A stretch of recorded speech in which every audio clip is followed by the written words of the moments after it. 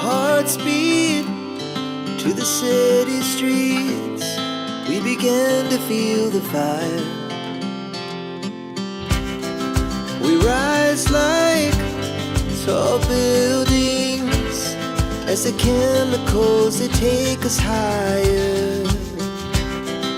The night's young and it's just begun as she puts her hand in mine. We wanna chase the night, wanna dance to the light, pull the stars from the sky, just two hearts running wild.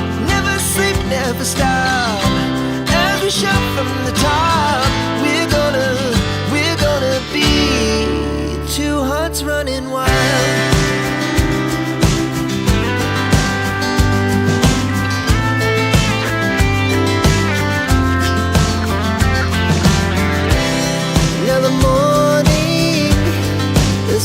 Afternoon, we lay awake in bed. The laughs so loud as the hours pass. We're gonna do it all again. We wanna chase the night, wanna dance to the light, pull the stars from the sky, just two hearts running wild. Never sleep, never stop, shout from the top. We're gonna be, we're gonna be two hearts running wild.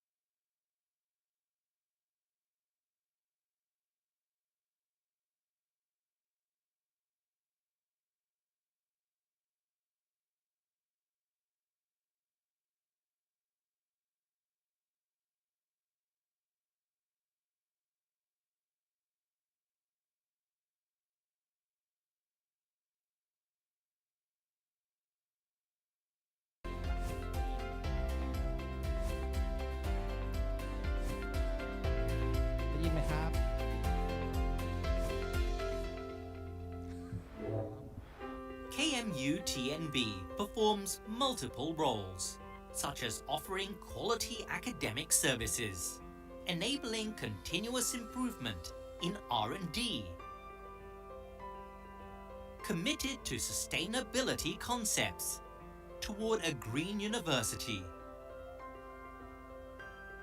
as well as implementing good governance, which nurtures workplace transparency and accountability. These attempts have improved overall corporate performance.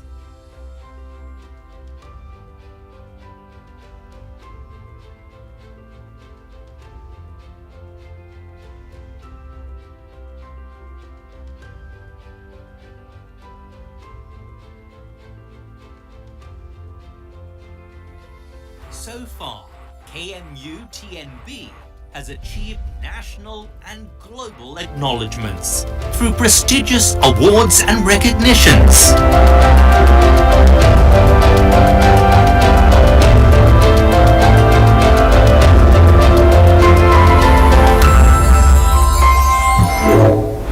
In commemoration of the 66 years of pride and accomplishment, KMUTNB's purposeful goals and priorities have been set to navigate our journeys.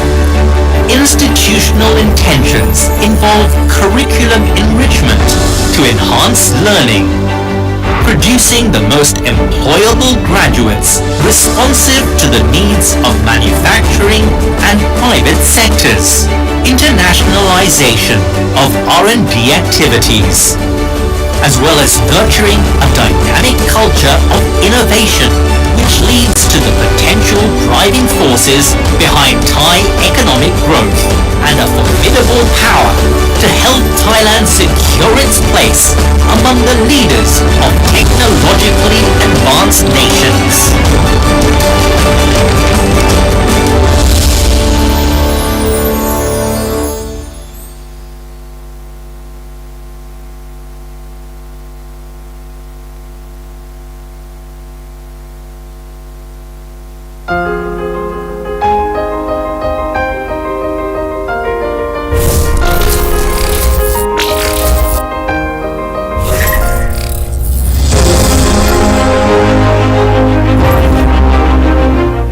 TGS mission is to provide education for developing engineers in the advanced level who can develop new technologies and innovations in Southeast Asia.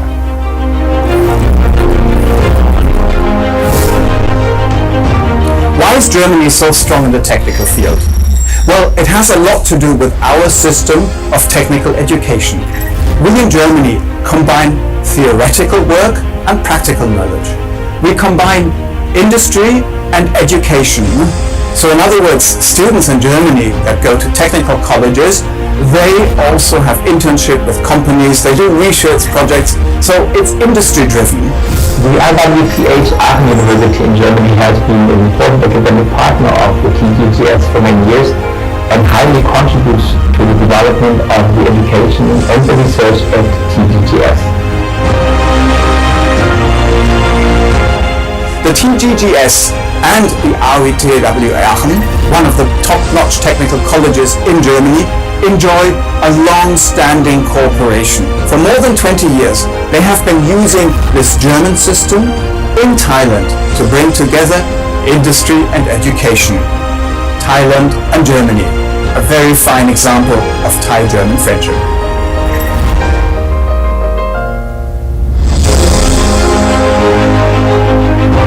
In the realm of education, the future is being shaped by the rapid revolution of technology. As technology continues to advance, education is becoming more dynamic, interactive, and responsive to prepare students for the challenges and opportunities of the rapidly changing world. For supporting this transformation, we believe in the philosophy of industry-oriented education adopted from our German academic partner, RWTH Aachen University. Moreover, personalized learning with industry-oriented education and research in engineering to individual needs, ensuring a more effective, engaging experience and being ready for the industry.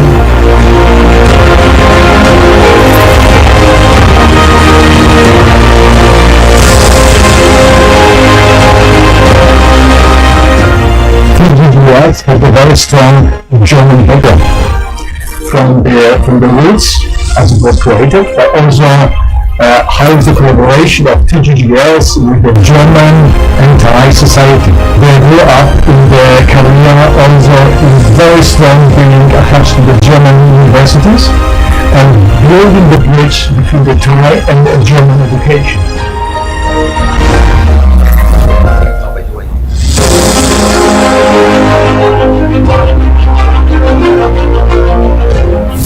Industry-oriented education is not merely a buzzword. It is a paradigm shift that recognizes the symbiotic relationship between academia and the workforce. It bridges the gap between theoretical knowledge and hands-on expertise, cultivating a generation of skilled professionals who are not just graduates but innovators, problem solvers, and leaders. Many German companies in Thailand, which are also members of the German-Thai Chamber of Commerce, have established a good cooperation with the Thai-German graduate school network. The educational model of the TGGS offers great opportunities to students to get directly involved with the companies through internships and co-research projects. Their responsibilities are multifaceted and vital in ensuring that the curriculum and learning experiences align with the needs of industry and provide students with valuable skills and knowledge.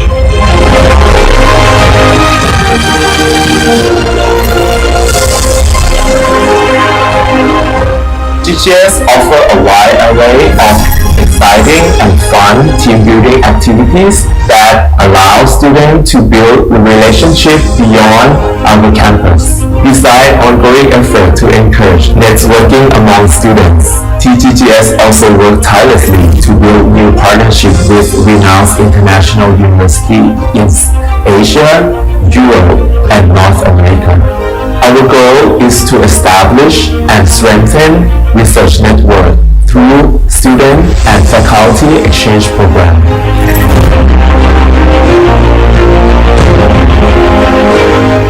We are strongly convinced that our graduates are capable of meeting the employers' expectations and will be successful in their future career.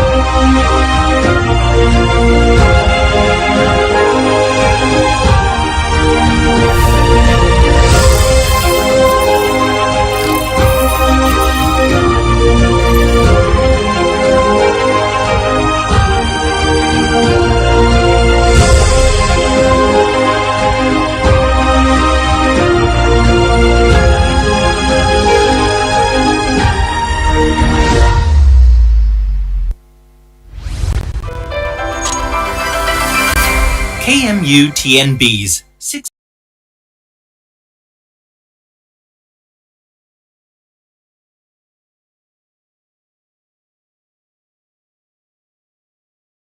presentation and also the video presentation of TGGS. Now we are entering for the official opening ceremony. Greetings to the KMUTNB chairman, KMUTNB executive team, students, ladies and gentlemen. Welcome to the second International Conference on Sustainable Technologies, Energies and Materials, STEM 25. For this opening ceremony session, we will first start with the welcome address from the honorary chair of the STEM 25. I am very happy to invite the honorary chair of STEM 25, Professor Dr. Ing Habilitation Suchat Sieng Chin, for delivering the welcome address. Professor was our former president of KMUTNB and currently advisor to the president for Industrial Research Promotion and International Affairs of KMUTNB. Please, sir.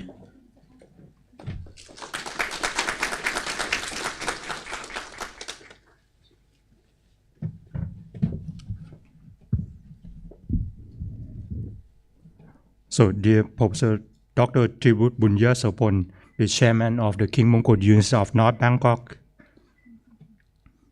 dear management team of the KMUTNB and everyone, the conference committee members, distinguished guests, ladies and gentlemen.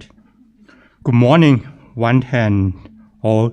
I'm really happy to greet all of you here on behalf of Professor Dr. Thanin Sinchalu, the acting of the KMUTNB president, and welcome you all to the conference and also for the 66th founding anniversary of the King Mongkut University of North Bangkok.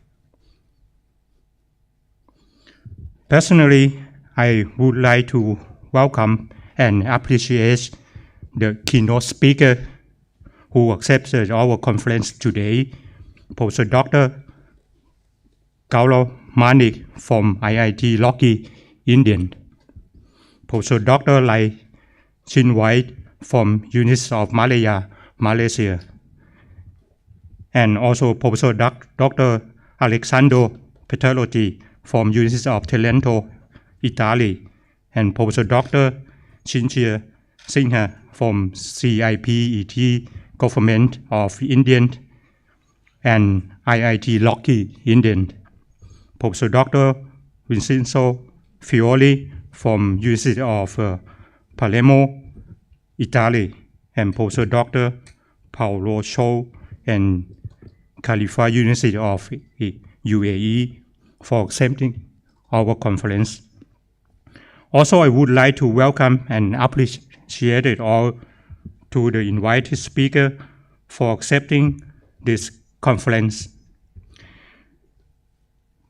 This is the second international conference on the sustainable technology, energies, and materials, which hold from 19 until 21st of February 2025, is organized by Natural Composite Research Group Labs of the Silinton International Thai-German Graduate School of Engineering, or TGS.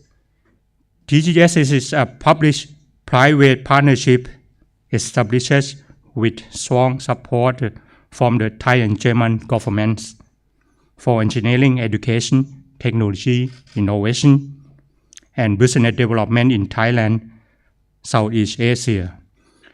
TGS focuses on industry-oriented engineering education concept, combines teaching and research based on success model of one of European leader technical university, RWTH, Aachen University in Germany. And coming to the Natural Composite Research Group Labs, or NCR, is one of top leader research labs around the global in the field of fiber and polymer composites with top eminent scientists and having collaboration with various institutes and industry throughout the world. Looking forward to present scenario of this conference mainly focus on the green energy solution, sustainable materials, waste management, energy efficiency, and integration of the sustainable practice and various industries. We have received more than 220 papers and selected around 150 papers for presentation from various countries, including Thailand, India, Indonesia, Bangladesh, Italy, Saudi Arabia, Canada, Malaysia, Iraq, South Korea, and Algeria. More than 300 authors are involved in contributing their work to STEM 25 from various countries. Also, I would like to appreciate the funding support from the Thai and Science Research Innovation and the Nation Science Research Innovation Fund for this conference. And finally, I would like to thank all my colleagues at the TGS faculty to support our organizing of the conference. And I also sincere welcome to all members of the Median who are here to cover STEM 25. And I hope you all have enjoyed the talk of our keynote speaker, and the presentation will be defining again various insights regarding sustainability approaches in the engineering field from the distinct guest keynote speakers. And once again, I would like to warm welcome you all to the STEM of 25. And next, I would like to invite the Professor Dr. Thirawut Bunyasopon, the chairman of the KMUTNB, to give the opening speech for our conference, please.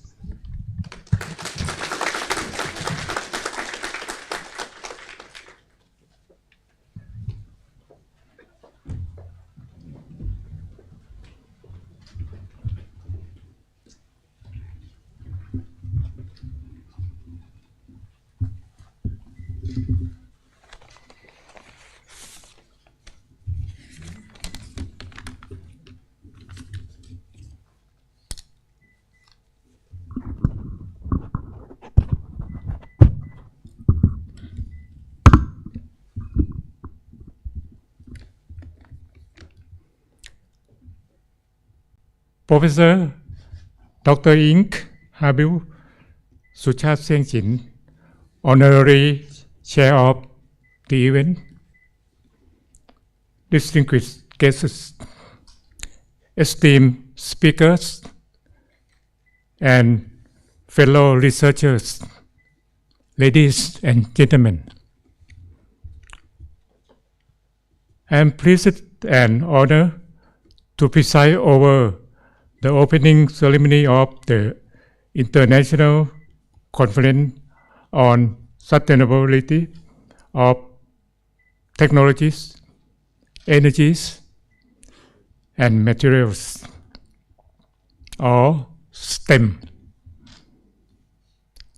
Today, we gather here to celebrate the 66th anniversary of the founding of King Mongkut University of Technology, North Bangkok, which was former name known as Thai German Technical Institute, or TGTI. This institute was founded on 19 February 1959. It was established under the academic and economic collaboration between the government of the Kingdom of Thailand and the Federal Republic of Germany. To begin with, let me offer my sincere thanks to the esteemed speakers and on attendee. Thank you for being here, for your participation, and for sharing your valuable knowledge and experience of sustainability.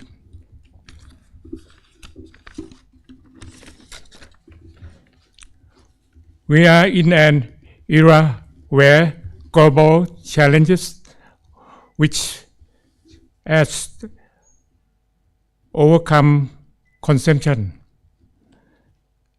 I mean the overconsumption of resources and excessive use of energy demanded urgent and innovative solution.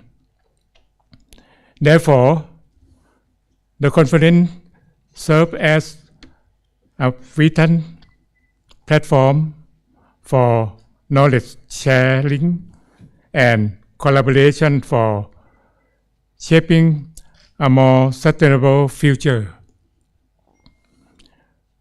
Our sessions cover a variety of topics from clean energy solution, sustainable material waste management agency, energy efficient, to the trend of sustainable practice. We will have an opportunity to explore research outcome, innovative technologies, and thought-provoking strategies that aim to create sustainable solutions in energy, materials, and technologies. This event would not be possible without invaluable contribution for all our speakers and participation of researchers and professionals in these fields. Your presence here today signify an important step toward sustainability, and I am confident that your engagement will inspire future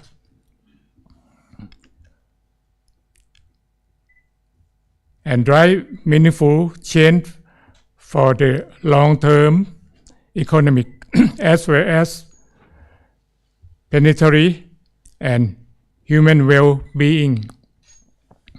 I look forward to insightful presentation, engaging discussions, and inspiring sustainable ideas that enables real-world impact.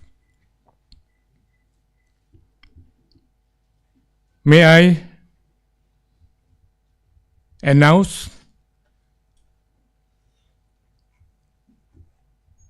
the opening of this international conference now.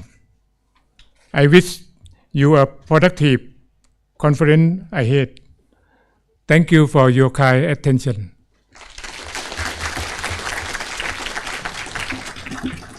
If all the foreign participants from overseas have any problem during your stay in Thailand, please call Dr. Suchat Siengchin. And if he said no, please call me at home 24 hours. Thank you.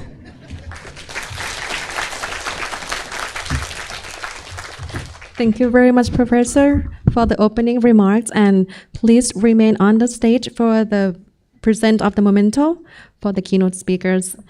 And next section will be the present of memento and token of gratitude to our keynote speakers. And this part, I would like to request Professor Dr. Suchat Siengchin to join on the stage, please.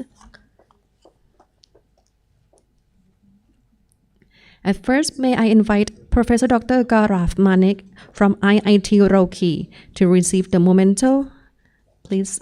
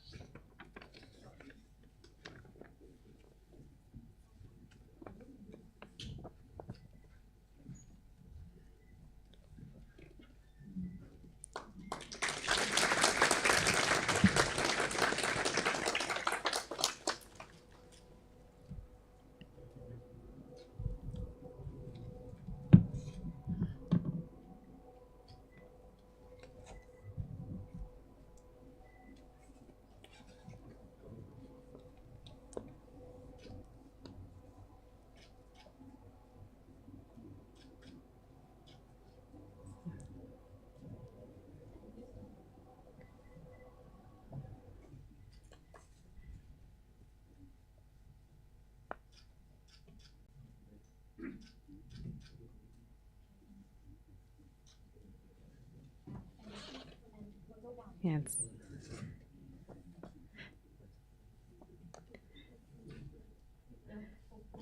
So, and next one, we would like to invite Professor Dr. Lai Chinwei, the second keynote speaker from University of Malaya, Malaysia, to receive the memento on the stage, please.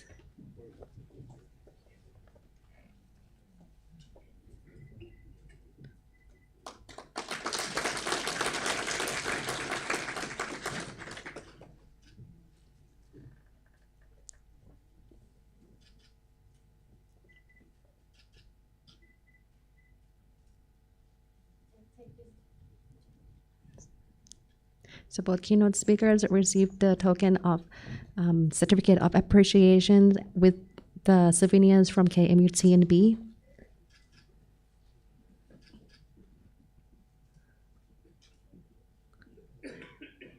And for the next photo session, we would like to ask both keynote speakers step up on the stage and take the picture with the chairman of KMUTNB and the honorary chairman of STEM 25 together. We have several group pictures together. This is the first main one.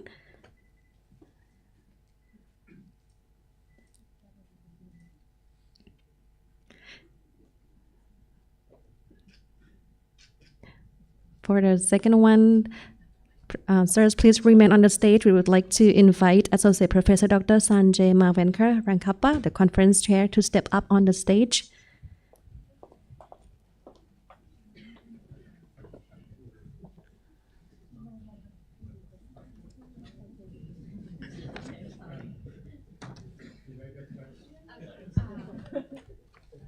Please step to the left of the stage a little bit. Yes.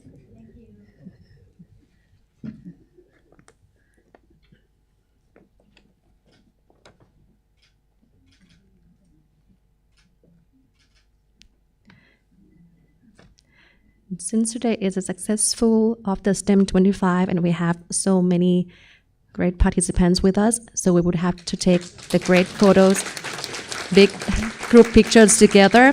So this part we would like to ask the chairman's professors on the stage to step down, and we will take the pictures with the whole auditorium together by turning around, facing the stage, and take the whole pictures together.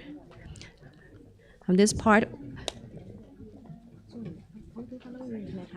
we would like to ask the participants, the students in the auditorium to stand up, please, and we will take the group picture together.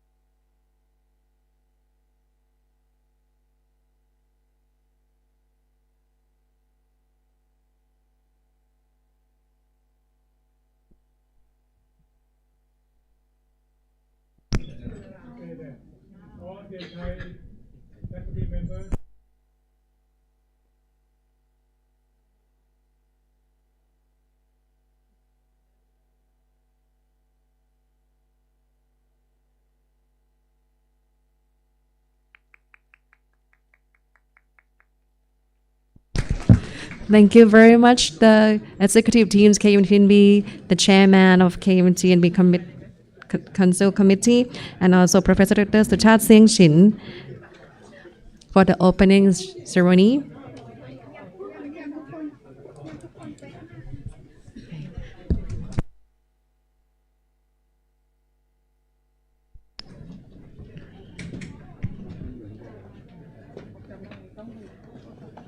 So for the official opening ceremony part, we are done. There will be a little bit relaxing time. We are entering to we will soon opening the coffee break time in the break room and then coming back for the keynote talk later.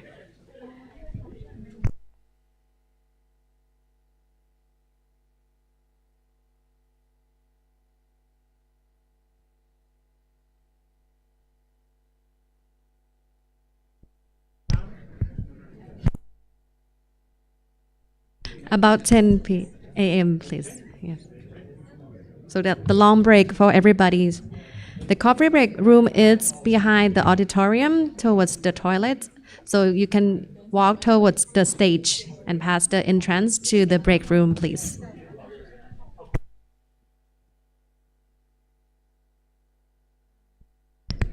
You can have a relaxing time now, and the coffee stand will open for everybody, available for everybody at 9:30.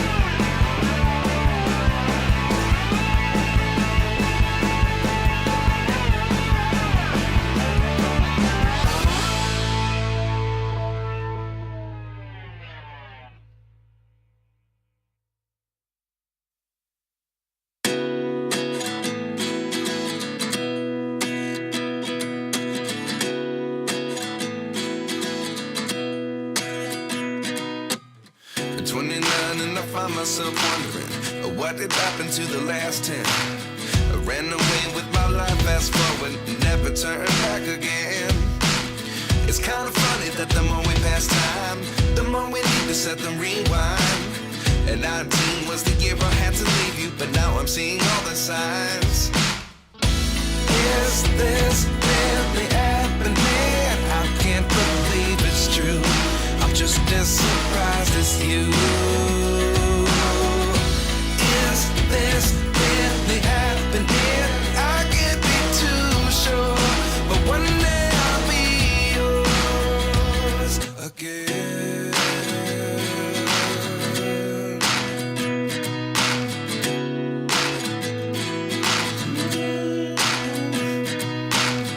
Life lessons come one in a dozen, the other 11 give something from nothing. I sit here looking for an answer. Maybe the biggest question was in the last chapter. You gave me the soul I have today. Without you I never could have moved away. But now I see what you teach. I do believe I always should have stayed. Yeah. Is this really happening? I can't believe it's true. I'm just as surprised as you. Is this really happening? I can't be too sure, but one day I'll be yours again. One day I'll be yours.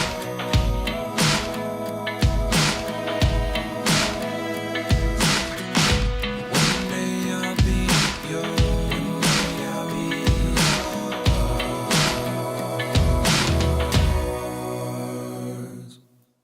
Life lessons come one in a dozen, the other 11 give something from nothing. Life lessons come one in a dozen, the other 11 give something from nothing. Life lessons come one in a dozen, the other 11 give something from nothing. Life changes just open the door. One thing's certain, I'll always be yours. Is this really happening? I can't believe it's true. I'm just as surprised as you. Is this really happening? I can't be too sure, but one day I'll be yours. Yeah. Is this really happening? I can't believe it's true. I'm just as surprised as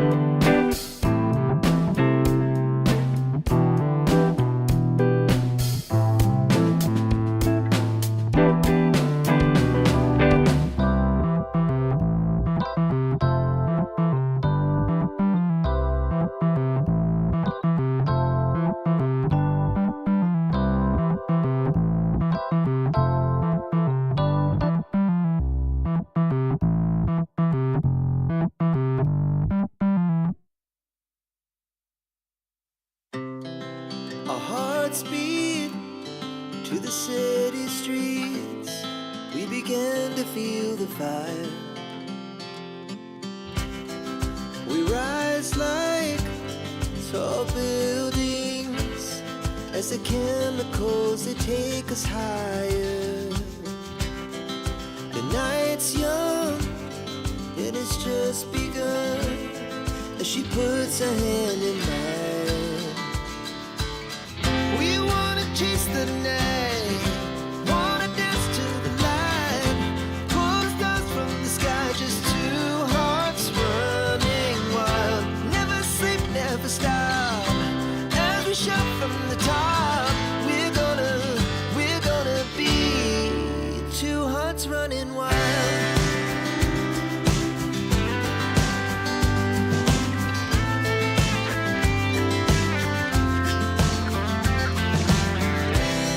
Now the morning is the afternoon. We lay awake in bed. The laughs so loud as the hours pass. We're gonna do it all again. We wanna chase the night, wanna dance to the light, pull the stars from the sky, just two hearts running wild. Never sleep, never stop, as we shout from the top. We're gonna be, we're gonna be two hearts running wild.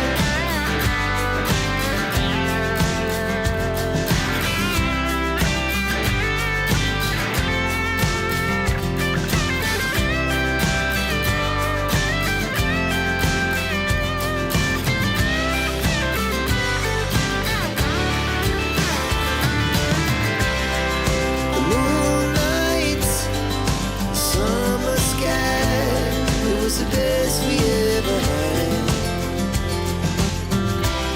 And we'll stay young forever. We'll never have regrets. We wanna chase the night, wanna dance to the light, pull the stars from the sky, just two hearts running wild. Never sleep, never stop, as we shout from the top. We're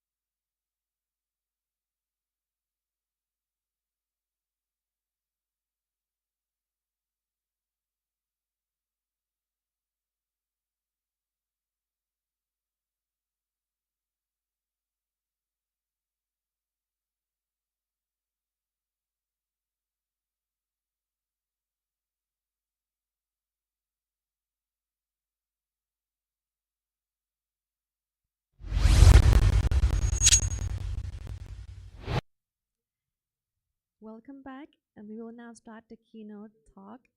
First, I would like to ask Dr. Santish Kumar, research scientist of KMUTNB and the conference convener of this conference, to introduce our first keynote speaker. Please step up, sir. Thank you, Ms. Honey. Good morning, one and all present here. The first keynote speaker for this conference is Professor Dr. Gaurav Manik from Indian Institute of Technology, Roorkee, India. Professor Gaurav Manik is presently serving as Professor and Head of the Department of Polymer and Process Engineering at IIT Roorkee. He joined IIT Roorkee in January 2013 and holds a PhD from IIT Bombay, MTech from IIT Kanpur, and BTech from HBTI Kanpur in Chemical Engineering. He is an elected fellow of prestigious international societies, namely Royal Society of Chemistry RSC, Institute of Engineers India, and Indian Institute of Chemical Engineers. Prior to joining IIT Roorkee, he has served extensively in industry and academia, totaling up his rich experience to approximately 20 plus years. In industry, he is credited with creating and commercializing several innovative products and fostering IP through significant number of patents and record of inventions. He is a prolific researcher with interest in applied molecular modeling and simulations, sustainable hybrid polymer composites, and environmentally friendly nanocomposites, valorization of waste, bio-based adhesives, easy cleaning coatings, biosensing, chemical process modeling and simulation. He has highly cited 230 plus research publications in international peer-reviewed and SCI journals, patents and patent applications, conferences, and book chapters.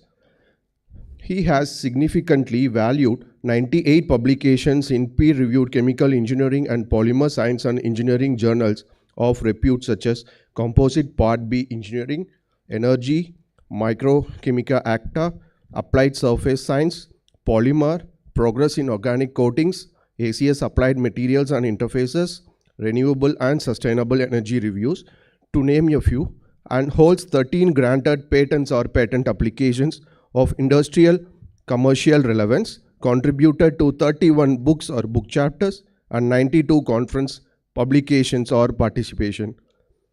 He has executed, supervised, and supervising 15 research and consultancy projects worth approximately 800 lakhs INR, and 4 postdoctoral, 14 PhD, 18 MTech students, and 25 plus BTech students.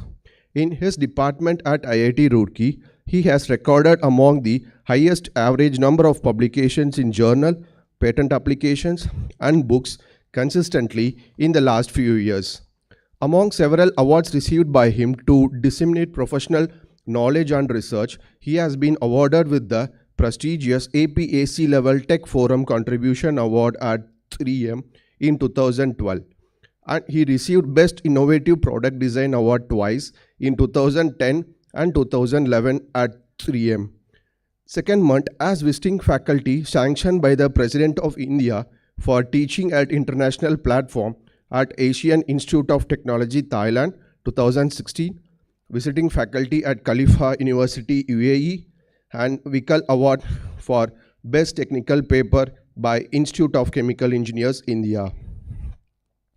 He has been an invited speaker, guest, and session chair at several national and international conferences and workshops in India and abroad. He is a life member of several distinguished professional societies, MRSI and ISTE, Board of Director of STEM Research Society, and guest editor of iScience Journal. I now invite Professor Dr. Gaurav Manik sir to deliver his keynote speech on high-performance polymer composites for sustainable development, experimental and molecular simulation approaches. Over to you, Professor.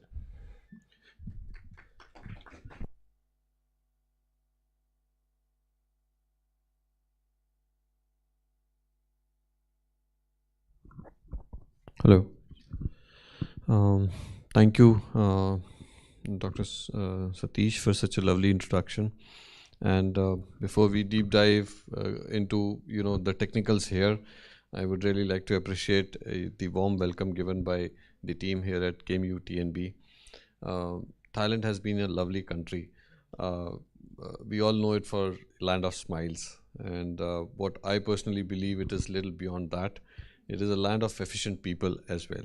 So thank you for this lovely warm welcome to me, and I hope this presentation that I make probably will inspire a little more collaborations among the community who's here, who's watching me, and we can discuss during this or immediately later after this presentation.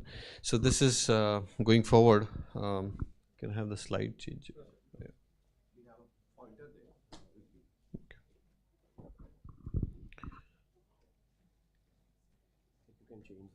Yeah, thank you. I'll do that.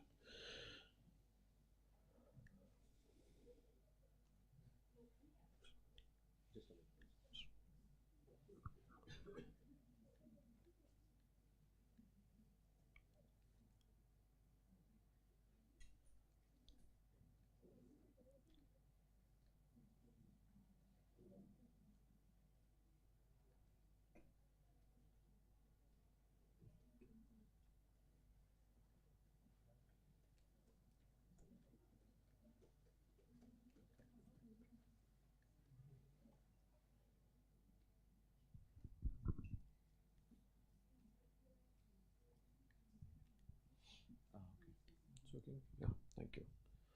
Thank you. Okay. Yeah. So, piece of acknowledgement first to process a chart for the kind hospitality. Really appreciate giving this opportunity to be a part of this wonderful event. Professor Sanjay MR, for the dedicated efforts which would have not come a few days before. In fact, coming all the way from a year at least to organize this conference. And also a warm welcome to this wonderful place, KMUTNB. Conference conveners, Dr. Satish, Dr. Manoj, and I'm aware, you've been doing a lot of hard work around, and also with other people, who have been supporting this conference at the back curtains. IIT Roorkee, who's been giving all the support and facilities to make this piece of work which I'm presenting today, and a lot of my project sponsors who've been funding to enable this work to get realized. These are acknowledgements to my students. Obviously I'm actually zero without these students who've been doing this hard work. So what I am presenting today is the hard work done by all of these and several others, but prime work which I'm presenting is because of these. So I owe a lot of efforts and thanks to these people, PhD students and postdoctoral and the master students. So I'll be talking about these few topics, and if time permits, I would at least go all the way till the fifth point, which is the green adhesives. But I'll spend a little more time in the advanced hybrid polymer composites. Although we do a lot of work in the area of both natural and synthetic fiber composites, I'll be able to speak a little bit in that regard. And then the self-clean coatings, which is how does a micro and nano effect bring the self-cleaning behavior in the coatings. So I'm going to talk about that. And then the wood coatings and the green adhesives. So these are a few of the areas I'm going to touch today. This is about my group focus. So we work a lot in the area of advanced hybrid composites. The prime intention is to make composites lighter, because this is the aerospace area, or it is the automotive area, where the interest is to have more and more mileage, and you can only do that if you don't compromise upon the strength of your parts, and you also have these parts which are fairly lighter. So that is the intention, to have advanced hybrid composites which are lighter and yet stronger, or even superior in strength. Then we also do a lot of work in the area of molecular simulations. How do we estimate the properties without doing too much of chemical synthesis? So that's one of the areas, and also to understand structure property relationships. Why such and such polymer composite behaves that way? Why does it display that property? So what is the structure correlation with the property? That is also we like to determine, and I'll try to show some examples and some few case studies which will reflect how you can do a lot of things with these molecular simulations. Then one part which is the self-clean coatings. Self-clean, when I say, if there's a wash, if there's a surface on which you have coated these coatings, you just need to give a surface wash with water, and because of their super hydrophobicity, these surfaces will automatically get self-cleaned. We also have work in the area of process modeling and simulation, which I'm not going to talk today. Then valorization of waste is an interesting area. So whether it is the natural fibers or it is the fly ash kind of materials which are being thrown off from the thermal power plants, how you can utilize such waste or even the plastic waste and make value added materials out of it. So this is some area which we also work at. And green adhesives is an area which is very close to my heart, because that's where we started working in while I was at 3M, and how we can make those adhesives which are used in our everyday life, but how we can source them from natural materials. So that's some area I'll talk about as one part of the case study. And then the graphene quantum dots for biosensing, which we've done for several applications, whether you talk about biomaterials, or you talk about optoelectronics, or you talk about food materials. So a lot of these biosensing applications I'll be talking about. Now, if you talk about the first part, which is what is the motivation for lightweight materials, the motivation ultimately is the mileage. There are a lot of efforts which people are doing. If you look at the impact on the environment, it is about 3 to 6 billion tons of gigahouse, warm gases which are going to be emitted by 2030. And the only possibility to do is make our vehicles lighter and yet not lose on their performance. So there's a basic thumb rule: if you lower the structural weight by about 10%, you will be able to bring down the consumption of your fuel by about 6 to 7%. So that's the basic thumb rule which says. And there are several automotive companies. If you talk about Ford, if you talk about Mercedes-Benz, if you talk about Daimler, Chrysler, if you talk about Audi, since about 2015, they've already started making these parts and bringing them into reality. So these are some of the numbers they have reported in terms of using jute, reporting flax sisal or kinaf. Some of these fibers they've already started using. And we go forward in these lines. Obviously, I see a lot of efforts from KMUTNB as well in this direction, in making the parts lighter and even stronger while using the natural fibers. Now, what are the challenges and what are the investigation strategies different people are adopting? First is you want to keep the part weight low, and you want to use additives which will not compromise on the strength but also will make our materials lighter. Okay, so that's the first challenge. You also want to ensure that whatever additives you're going to add to make them lighter, or if it is the natural fibers, you want to ensure that these are compatible with your base matrices, which is the polymer. Okay, so that's where you want to work about the interfacial interaction of the fibers with the surrounding polymer matrix. For instance, if you talk about using carbon fibers, which are frequently used, the carbon fibers can't just be added, processed in the polymer composites. You have to adequately functionalize them, and you need to have an adequate compatibilization of these carbon fibers, because they are obviously going to reinforce. Reinforce means they are going to take the strength of the polymer and support it. So the interface has to be very strong. Then predicting the right functionalization route of carbon fibers. This is something I'm going to talk about, and this functionalization route will apply to natural fibers also. What way you need to functionalize these natural fibers and the surrounding matrix, that's going to determine how your interface is going to behave. Then the experimental route to treat the fibers, which could be electrophoretic deposition, or there are several other techniques, how you can treat them, how you can coat them apart from functionalization. So I'll talk about these specific things today, just to give a very interesting example in terms of how does molecular simulation and how does experimental go together hand in hand in making the right formulations. So if you look at over here, what I'm showing here is a carbon fiber, a toe of carbon fiber, which has several filaments within the carbon fiber, and each of this carbon fiber, if you look under SEM, it looks like several graphitic sheets stacked one on top of another.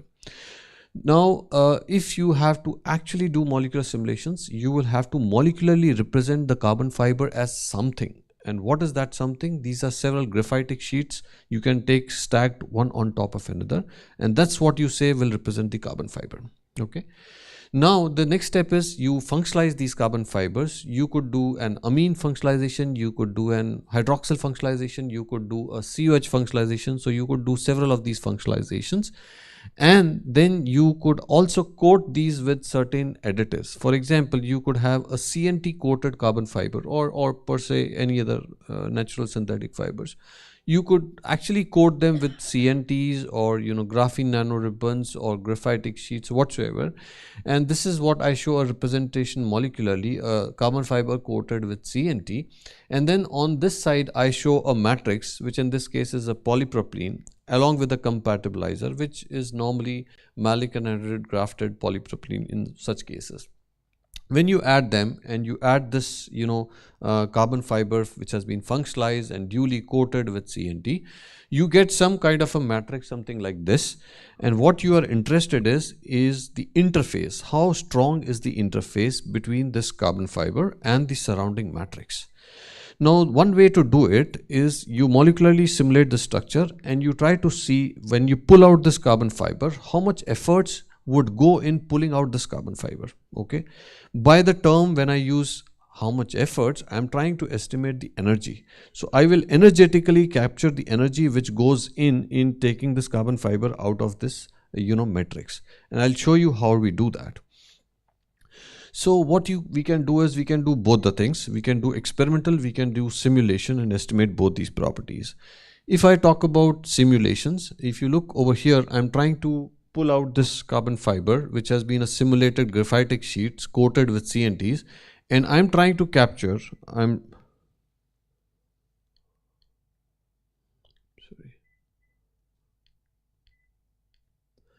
trying to capture this energy change, which I refer as E composite minus E individual.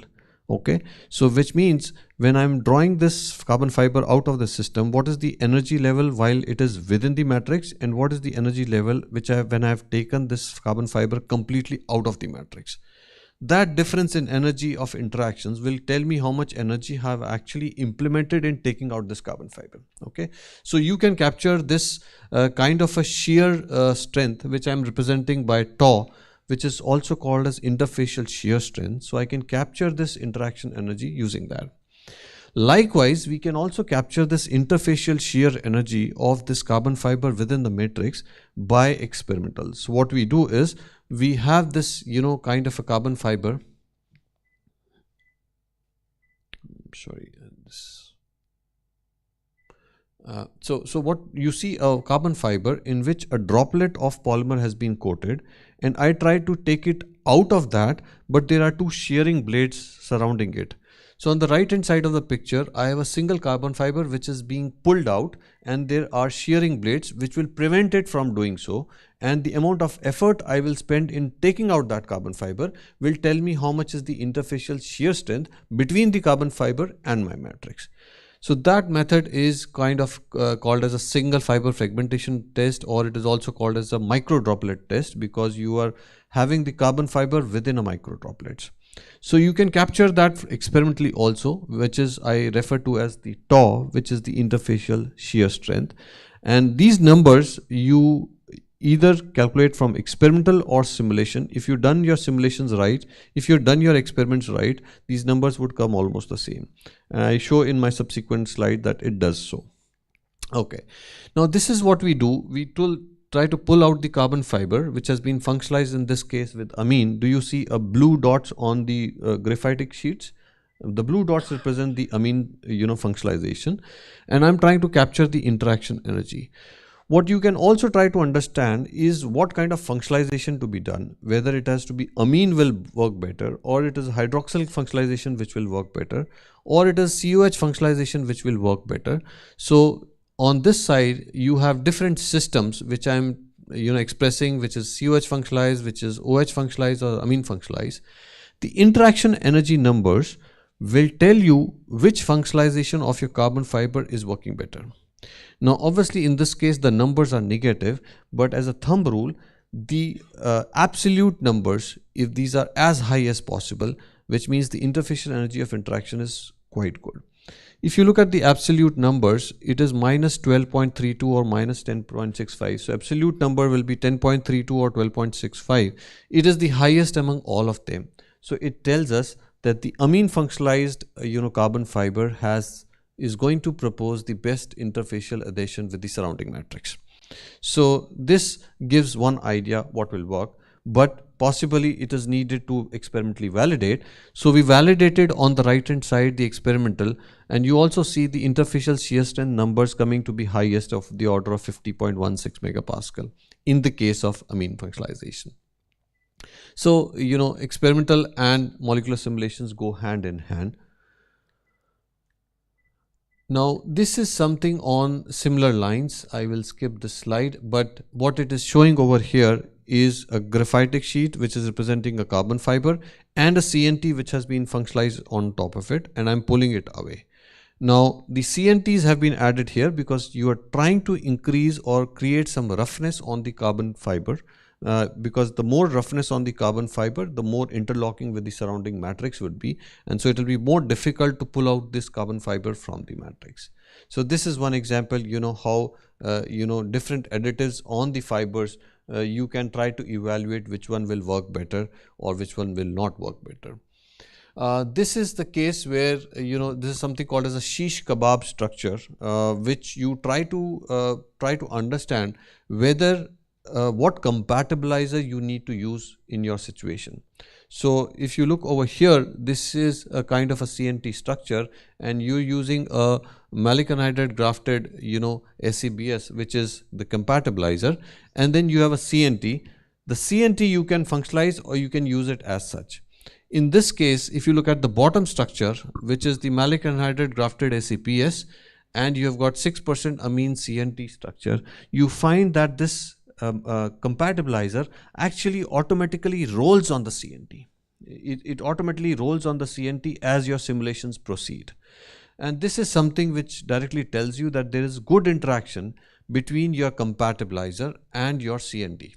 Okay, so because it is rolling on its own because of the interaction, that means it is working well. You also see over here, can I get a pointer here? Jadish, this is not working.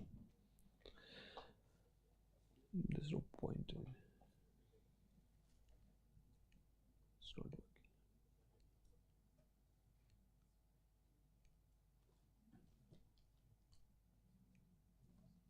Okay, I'll try to work. Okay, no problem. So if you see over here, you have SW3 and DV, which is SW talks about the stone walls defects, and you have the DV, which is the vacancy defects. So in your CNT, you will have specific defects which will either improve the property of the CNT in some cases, or it will decrease the property of CNT in some cases. Now in this case, we try to create those defects into our CNT, and we try to understand what happens. And these are few simulations that we have done, and I'm going to talk about some of the results, quantitative results. In this case, if you look, the single walled defect CNT has an interaction energy of minus 151.70 versus the DV, which is the vacancy defect CNTs. These numbers are of the order of minus 140s.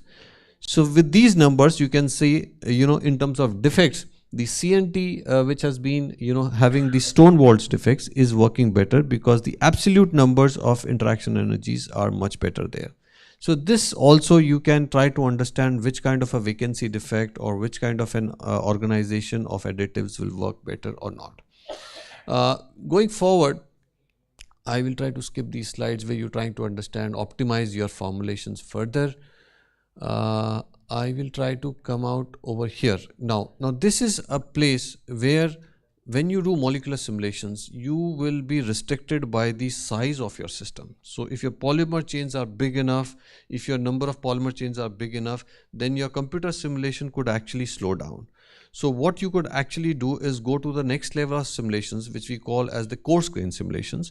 And in this case, unlike the previous one where you represent each of the molecule atom by atom, in this case you represent the whole of the molecule by a bead. Okay, so you represent the whole of a molecule by a bead. The whole of the graphitic sheet could be represented by a bead. And now what you see over here are a lot of these beads, each of these representing a very bigger structure. The benefits of these, high level functionalization or high level coarse graining is you can try to simulate much larger systems. So you can do atomistic systems and you can also simulate much larger systems. I'll show some more pictures over here. Now in this case, if you look, I am representing these graphitic sheets completely as one bead. I'm nowhere talking about an atom now. This helps me to speed my simulations much faster. Okay, so I can do my simulations which could be done otherwise in few months. I could do these simulations in a day perhaps. Okay, so I can estimate the properties as well. This is how it looks like. You are again now trying to pull your carbon fiber which has now been coarse grained. You are trying to put it out of the system, and at each point you are trying to capture what is the amount of effort which has gone in, captured in terms of interaction energy. So on the right hand side, I am trying to represent that interaction energy while I am pulling this system out of the system. And then using this, I can capture the interfacial shear strength again much more easily, much more comfortably without spending too much of a time. The numbers, if you look at with this kind of a functionalization of carbon fiber, wherein you are trying to make an interface much stronger, these interfacial strength numbers have increased from a basic polymer which is 15 for polypropylene has gone to about 31.11 in the case when you have done a very good functionalization. Now the reason I'm showing over here is with all these natural fiber or synthetic polymer, synthetic fiber composites, you can try to tune what kind of compatibilizer to be used, what kind of functionalization to be done on the fibers. So all these things you can tune, you can do it through molecular simulations, and then you can repeat and validate using experiments. Okay, so this is the study which is kind of an case study for understanding such properties. And we can do SFT, which we can make the experiments. You can push this one for sure. Okay.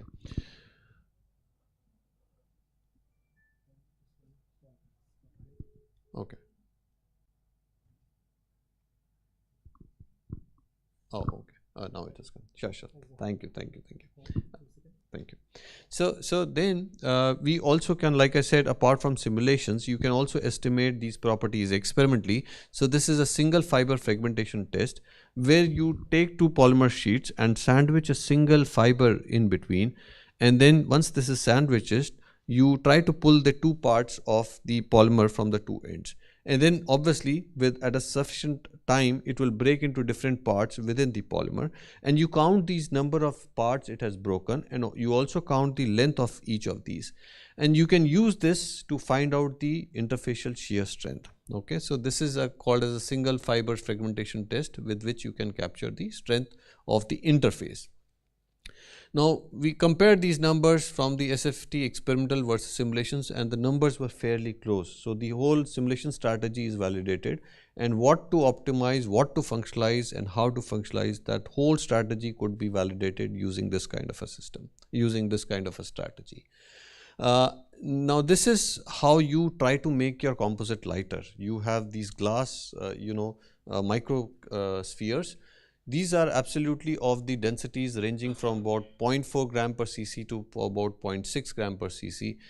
Adding it to PP could really significantly bring down your density levels to about 0.6, 0.7 of that order. So you can actually make your composites much lighter. So what we are trying to do is we are increasing our strength using carbon fibers, and we are decreasing the weight of our composites using these glass microspheres. I will not spend much time here, but over here the best in literature properties which have been reported in terms of tensile strength and in terms of tensile modulus. I am not quoting over here the tensile strength, but I am quoting over here the specific tensile strength, which is more of an interest, because you are interested in what is the strength divided by what is the density. Okay, so strength divided by density is what is called as the specific tensile strength, and likewise you have a specific tensile modulus, which is the tensile modulus divided by the density. So ideally we would like to be high on these numbers on both sides, And people who have simulated these numbers are those which I'm showing in red. Our numbers are closely followed by that in the blue. These are fairly close. But the benefit is, in the literature, people have gone to using about 30 or 48% of carbon fibers. We could do that just by use of about 8% carbon fibers. And this is the strength we bring in because of the right functionalization route of the carbon fibers and the right metrics and the right compatibilizers. So all this strategy you can employ in, reducing the extent of synthetic fibers that you use, in making your metrics more lighter and sustainable, because now your whole mileage, your body, body weight of the polymer, or body weight of your automotive has reduced down, so you can have more and more mileage coming out of it and less of environmental footprint.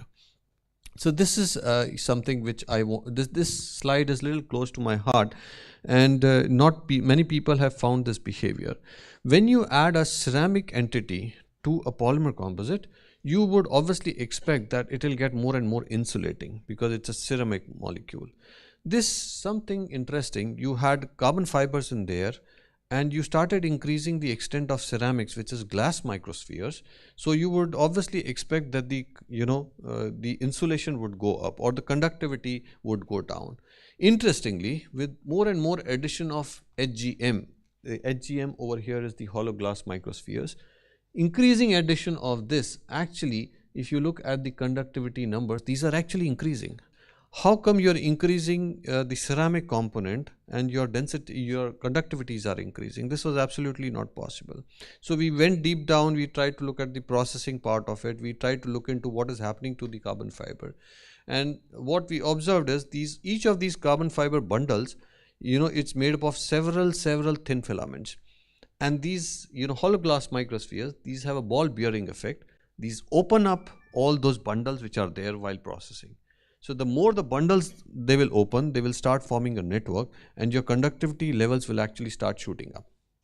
So this is a very interesting observation, and if you want to make specific applications which are lighter, which are stronger, and at the same time more conductive, I think this is one case study which sets an example before.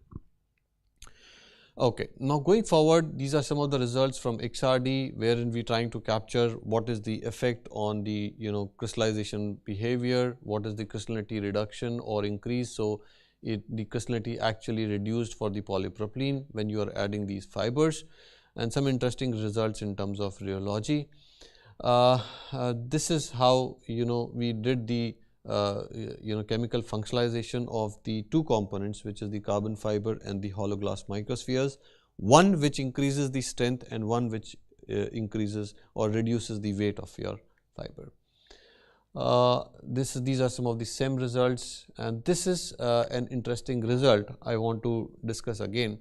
These are several surface treatment modifications of the fibers people have done in literature. And then people have reported a tensile strength numbers also in that cases. The number that we get in our study, we mentioned over there, the tensile strength is of the order of about 65 megapascals. And this we could achieve at very low carbon fiber weight percentages. So unlike those reported in literature, we just went to about 8 to 10% of the fiber estimates. So this is somewhere, if you could use the right strategy in functionalization of your carbon fibers, you could achieve much more.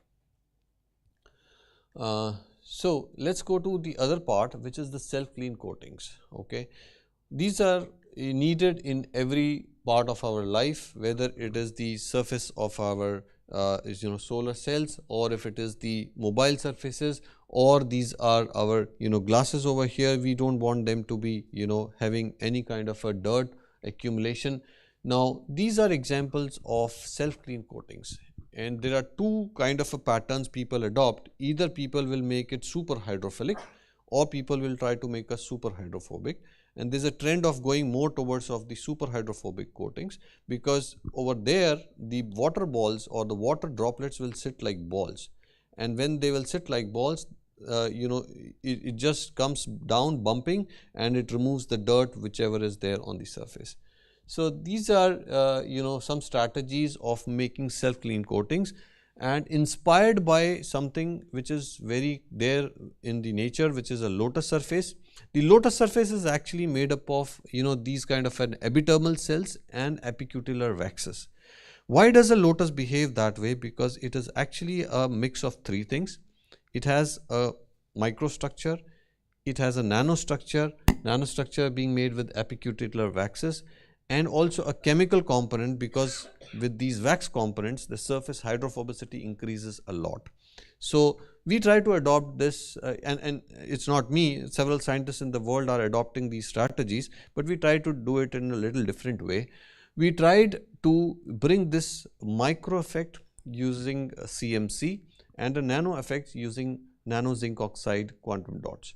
So a combination of these micro and nano structures, we tried to imitate what does go into a lotus behavior. And this is we published in several journal publications, but the dots that you see over there, the water drops actually sat like balls over there. Okay, so that was the lotus kind of a behavior that we observed. We did take these matrices, which is polyvinyl acetate and polydimethyl siloxane, and we kind of blended them and even copolymerized them. So this is the reaction scheme. And then we also tried to add MWCNT, and we also tried to compare it with zinc oxide quantum dots, which are more biocompatible. So a comparison between MWCNT and so these are some of the experimental strategies. We could make the zinc oxide quantum dots, centrifuge, calcine, and finally get these grounded zinc oxide quantum dots. And these are the comparison between the two numbers. So you could actually opt for the expensive and more chemically sourced materials like CNT, or some more biocompatible ones like the zinc oxide quantum dots, which you can prepare very easily. And these numbers are fairly close. So if we look out in nature for better sustainable materials, I think we could actually come close to the properties we need in terms of making our things sustainable. So the water contact angles WCA in this case came close to about 115 degrees. OCA, which refers to oil contact angles, you have to really struggle. Okay, so OCAs you have to really struggle. If you can hit 65, 70, 75 degrees, you can make things which are more oil repelling in nature. So these are the numbers, and beyond this there is a need to go to numbers like 150 degrees, because super hydrophobic coatings are those which are like 150, 160, 170 degrees, and we did try to go towards that in the next step. So these are some of the same structures, and where we could see the nanoscale grooves sitting nicely within the microscale grooves. Okay, so the same way the lotus works, we could very nicely see these structures. And we also tried to see what is the transparency. Now obviously for any coating, if on this glass we have, obviously all of us have these coatings on these glass surfaces which are easy clean, you would not like to compromise on the transparency. And order is like you have to be at least close to 90-95% in some of the cases within the visible region. So these numbers helped us optimize what should be the extent of zinc oxide quantum dots and what should be the extent of other additives into the system. And so these UV-Vis results kind of helped us to optimize upon these numbers. Going forward, so this I have already spoken. So we were very fairly close with zinc oxide quantum dots. These are some of the strategies how we actually went to the next level. Now we want to go to the next level of 150 degrees. Now there are several coatings in the wherein people use fluoropolymers, but fluoropolymers are not sufficiently sustainable.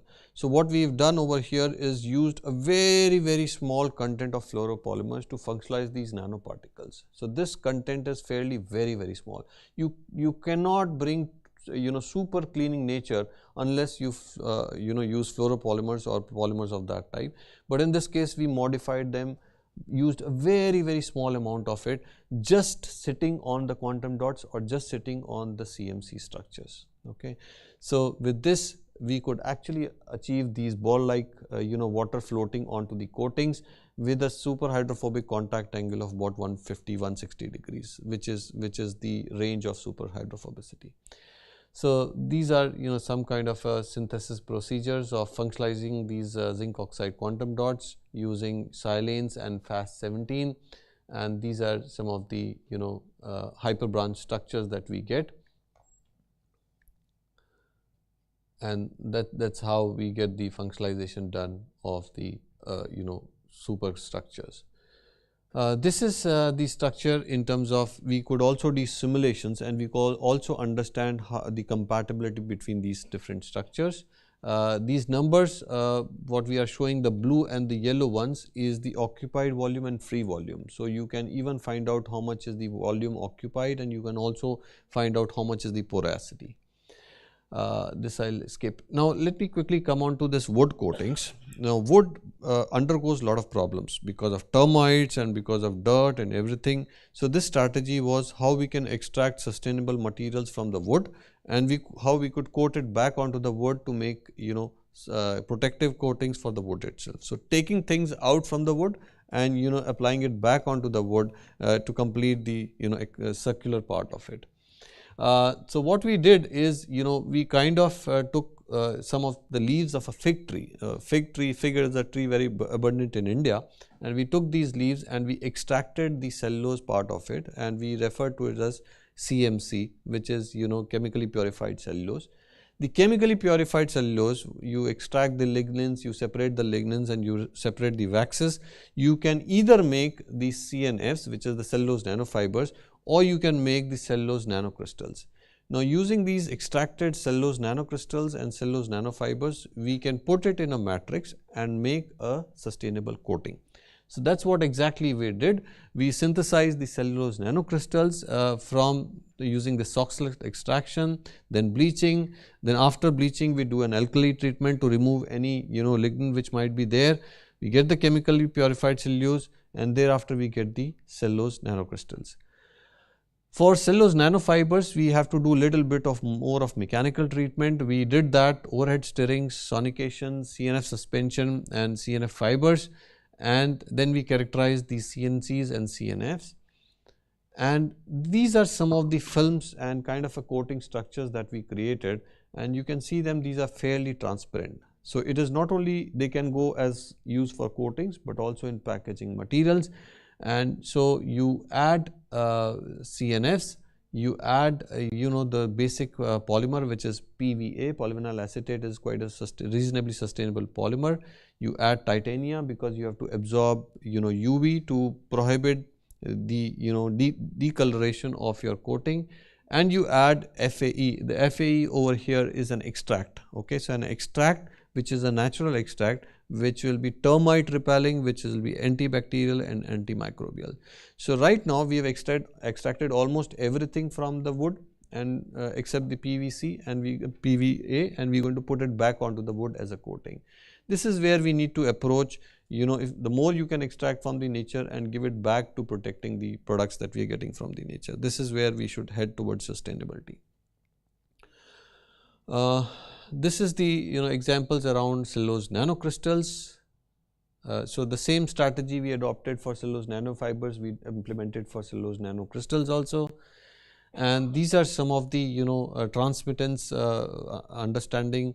How much is the clarity, how much is the transparency, then how much is the weight loss in terms of thermal stability of these coatings, that is also important.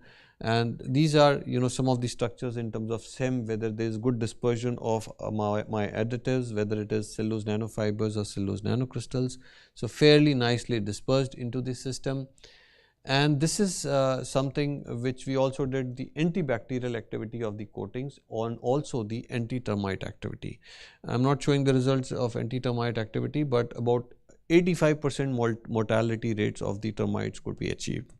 So this is that interesting part. And then the antibacterial part, if you look at, the zone of inhibition was fairly increased, which means within a zone of about 26 millimeter, none of these bacteria would come close to these coatings. Okay, so that was also fairly increased.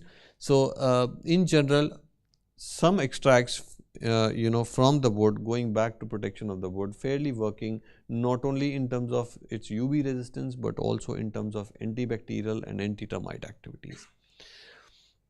This is the optical property. So fairly transparent materials, we could observe and receive a transmittance of the order of about 92 to 94% in the given range of UV ABC. And the last part of my talk, which is also again very close to my heart, is adhesives. In our everyday life, many of you probably believe, I only use sellotapes, but you are absolutely wrong. In the car that you drive, there are absolutely 100 kinds of adhesives and 100 kinds of tapes which actually go into your car, okay? And in your everyday life, it's not only a sellotape that you use adhesives of different types, okay? So it is the moment now here we start, replacing a lot of those chemically sourced adhesives and tapes using natural ones. And what I share over here is a small example where you can actually replace a lot of those polymer adhesive composites using sustainable biosourced materials. Just a small interesting example. Where is the need? First need is healthcare industry. I just hope that none of you gets admitted to hospitals, but in everyday life we get scratch here and there and we put an adhesive bandages. And what are those bandages? These bandages, after some time, when they heal your stuff, when you take them out, they will create little bit of thrombosis effect. And those thrombosis effect are basically because a lot of chemicals have gone in there which do a good job in terms of adhesion, but they create little bit of troubles because they're chemically sourced. They interact with your skin and cause that thrombosis issue. If you can source them from natural materials, from sustainable materials, you can actually come closer in making your skin a little more comfortable, at the same time sticking well. So this is a challenge which is the healthcare industry. So this is where the contact dermatitis is what you can employ. What people have been doing, the industries have been doing, they've been using acrylates, which is methyl methacrylate is one of them, 2-EHA, which is ethyl hexyl acrylate is another one. And these are basically thrombosis kind of creating materials. So we've thought of kind of replacing them with natural materials. The second challenge is in food packaging. Some of us would have seen, these apples and, bananas, they'll put these stickers, kind of showing that it comes from so-and-so company. These stickers will have those adhesives, which obviously we try to peel off and try to rub around, but, sometimes it may actually remain there and you may actually ingest it, which is not very healthy, which is not very good. Can we actually make these adhesives from sustainable materials? So if by chance we ingest it, we're not going to have that, ingestion issue. So so this is the second part of the opportunity where we can make sustainable adhesives. How do we do it? We do have several oils. We do have a lot of vegetable oils. We do have, non-edible oils also. We do have materials like linseed oil, which is a fairly non-edible oil. And it could be a good source of making these acrylates. And how do we do that? So we could have these, linseed oils. It's got fairly large number of double bonds.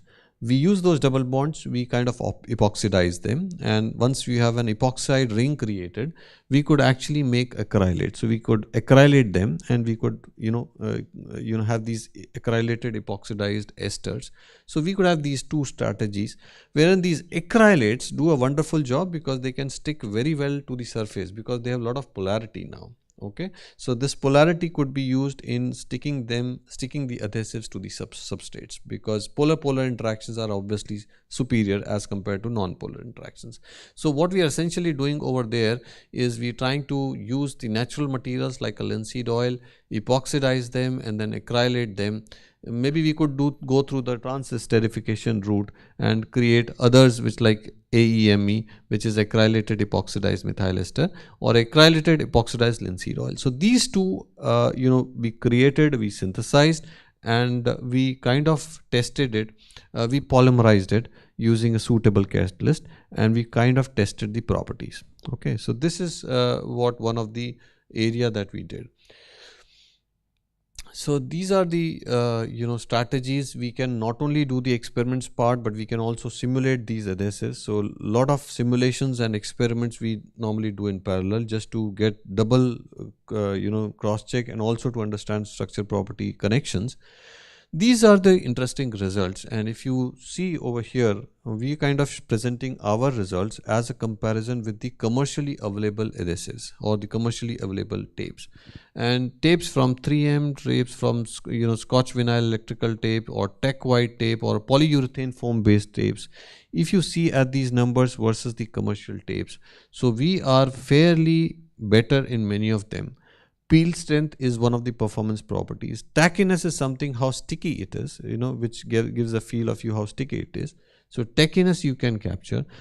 Shear strength is, so if you hold the adhesive and stick it on the walls with some weight, it will stay there for a very long time because it has got a lot of shear strength at the same time. It will not tear apart. The adhesive will not tear apart. So that talks about the shear strength of the adhesive. Then you have a peel strength. Peel strength means if you stick it over here and you peel the tape, you have to put a lot of pressure to peel it off. So that talks about the peel strength. So all these numbers were fairly better as compared to the commercial numbers from the commercial manufacturers.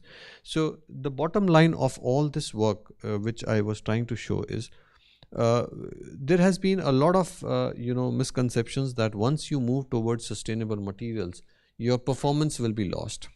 But it may not always happen. In some cases, you may be able to overdo on the performance while being sustainable. Okay, so this is one of the interesting case studies wherein you can make either the composites or the adhesives or the coatings superior than those which are chemically sourced. So this is my last case study, and with this I would like to stop here and seek any questions that you may have for me to answer.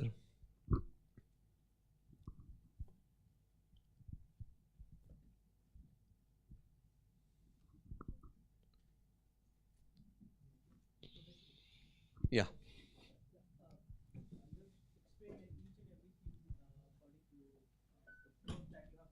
Right.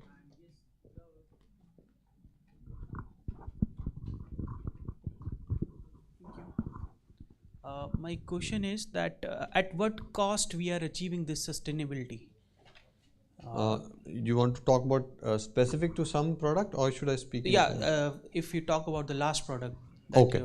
At what cost are we achieving this sustainability? So I'll try to give you an example from the industrial perspective. When you talk the cost understanding. So while I was in 3M till 2012 last or something, they were struggling with the issue. This 2-EHA with this 2-ethyl hexyl acrylate used to be imported because it could not be created abundantly in India, and the sourcing was to be done from outside. So it used to be imported, first thing. Second thing is the chemical part of it, which I already mentioned, and third was sourcing was also a very issue, and third was the cost. So these were three factors which were an issue there. And so while I transitioned to IIT Roorkee, we started working at this problem. If we could reduce the cost, so this kind of a product wherein you are taking linseed oil, which is fairly very cheap, you epoxidized acrylate, so the adhesive cost is actually lower. So we filed one patent on this, and therein we had to do all the calculations for cost also, because we have to go through an internal university process of clearing the patent, and the cost calculations said that it was cheaper than the commercial ones. So in terms of cost, it was doing better. Second thing, in performance, I showed you already the results. And third thing is sourcing. Linseed oil is abundant in India, not as abundant as soybean oil or other oils, but as fairly abundant, and being non-edible source which is not completely utilized, I think fairly becomes a very interesting case where you can have a sustainable material which is readily available, readily sourceable, and also not too expensive. So that way I think becomes a very interesting case study to take up this challenge of sustainability at a lower price, if I have to say brief. Right. Anyone else here? Thank you, Professor, for such a beautiful presentation. First of all, sir, my question is from the last thing, that green adhesives. What is the possibility of making this as commercialized product? Okay, so we are in touch with some of the companies. We were in touch with Pidilite, and we are also in touch with Saint Gobain. Now, Saint Gobain, although we know works more in glass-like materials, but they are aggressively working in that direction. And these kind of materials, we are in touch with them, and then they have some specifications, specification requirements. This one we created in general, but I showed you some properties like peel, tack, and shear. So they have little specialized requirements. So we are trying to tune those numbers, the formulations according to their expectations. So it's not right for me to speak about divulge everything there, but yes, there's an industrial touch to making all this thing realizable in the industrial forefront. So, but yes, one problem I've already told you that as a PSA, 3M was really struggling, to have something which is more easily sourceable.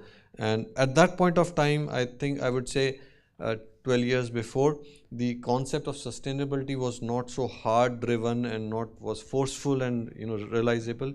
But now every industry is moving towards it. So it is not only this pressure sensitive adhesive which I talk about, but almost even the structural adhesives that you use in automotives or in civil infrastructure, those are also being driven now to be made more and more sustainable. So there's immense interest and immense requirement in industry for this. Thank you, Professor. Right. Thank you, Professor, for the wonderful talk and your fruitful discussion. So your ideas regarding the high performance polymer composite for sustainable developments are thought-provoking. So thank you once again, Professor, for the wonderful talk.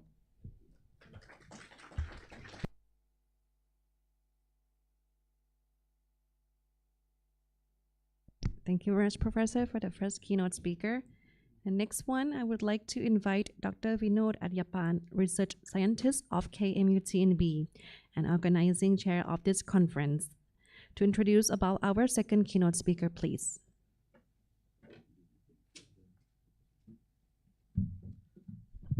We will wait for the professor to join.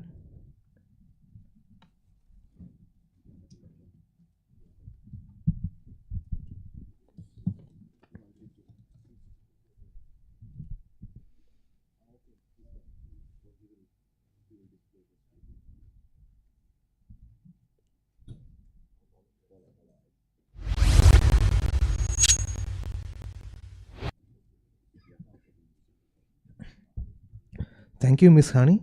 So, good morning, everyone. Welcome, Professor. Are we audible? Professor, I think you have muted. Can you check it, please? Yeah. Yes, can you hear me now? Yes, Professor, now we are audible.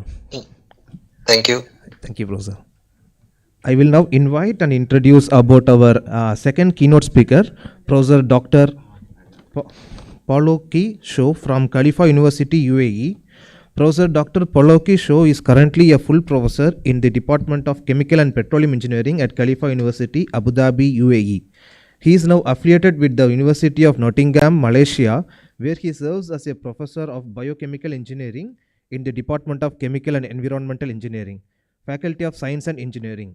Additionally, he was the founding co-director of Future Food Malaysia, Beacon of Excellence, and the director of the Sustainable Food Processing Research Center. He also served as the founding president of the International Bioprocessing Society based in Malaysia. Professor Shaw obtained his PhD in a record time of 2 years after completing his bachelor's degree at the University of Putra, Malaysia. He was elected as a fellow of the Institution of Chemical Engineers and is a professional engineer registered with the Board of Engineers in Malaysia. He is also a chartered engineer of the Engineering Council UK, a corporate member of the Institution of Engineers, Malaysia, and a professional technologist registered with the Malaysia Board of Technologies. Furthermore, Professor Shaw holds a postgraduate certificate of higher education and is a fellow of Higher Education Academy, UK. Professor Shaw has received numerous prestigious academic awards, including the Young Asian Biotechnologies Prize, Biology and Biochemistry in Malaysia Leader Award.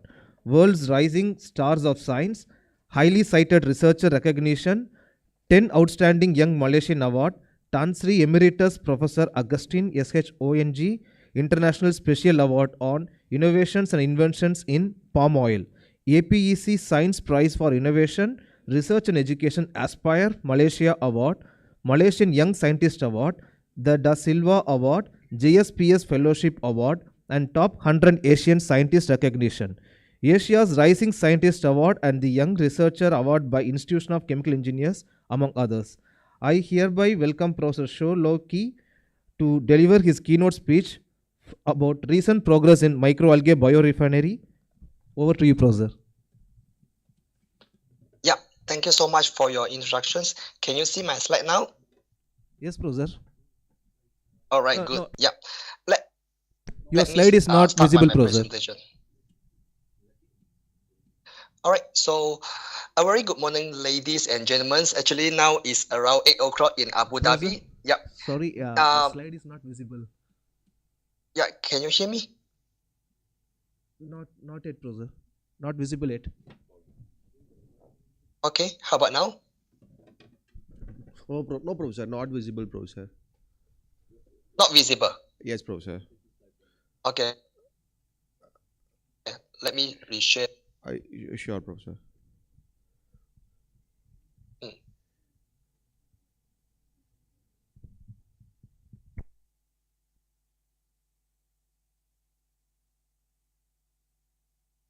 How about now?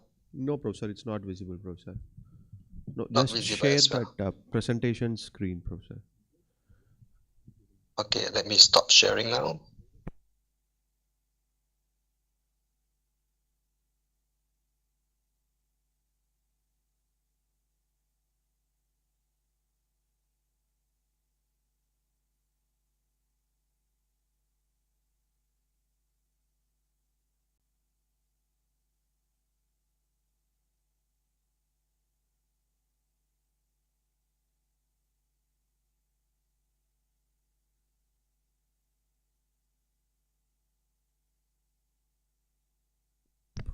Sir, we can share the presentation file for you. We have the presentation file of yours. Is it okay, Professor? Okay.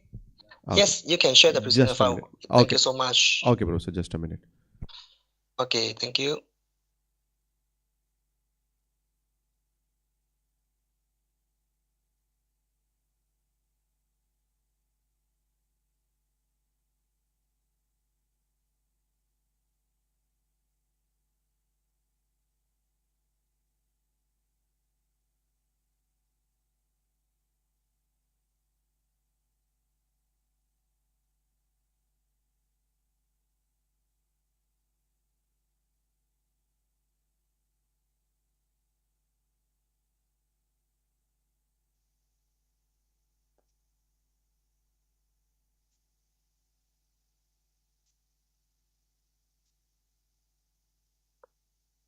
Yep, can you see it now? I try to share again. No, Professor, it's not visible till now. It's No worry, like a then black you can screen. share from your slide. Yeah.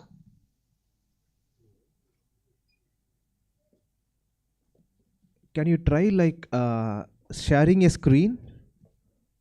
Yeah, because here show me I'm sharing my screen. Yeah. Yes, Professor.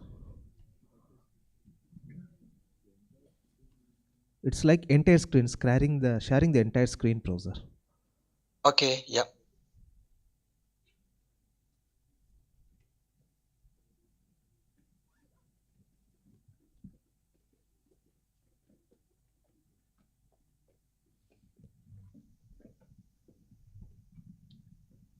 How about now? Can you see it now? Not yet, Professor. We are trying to upload your PPT, Professor.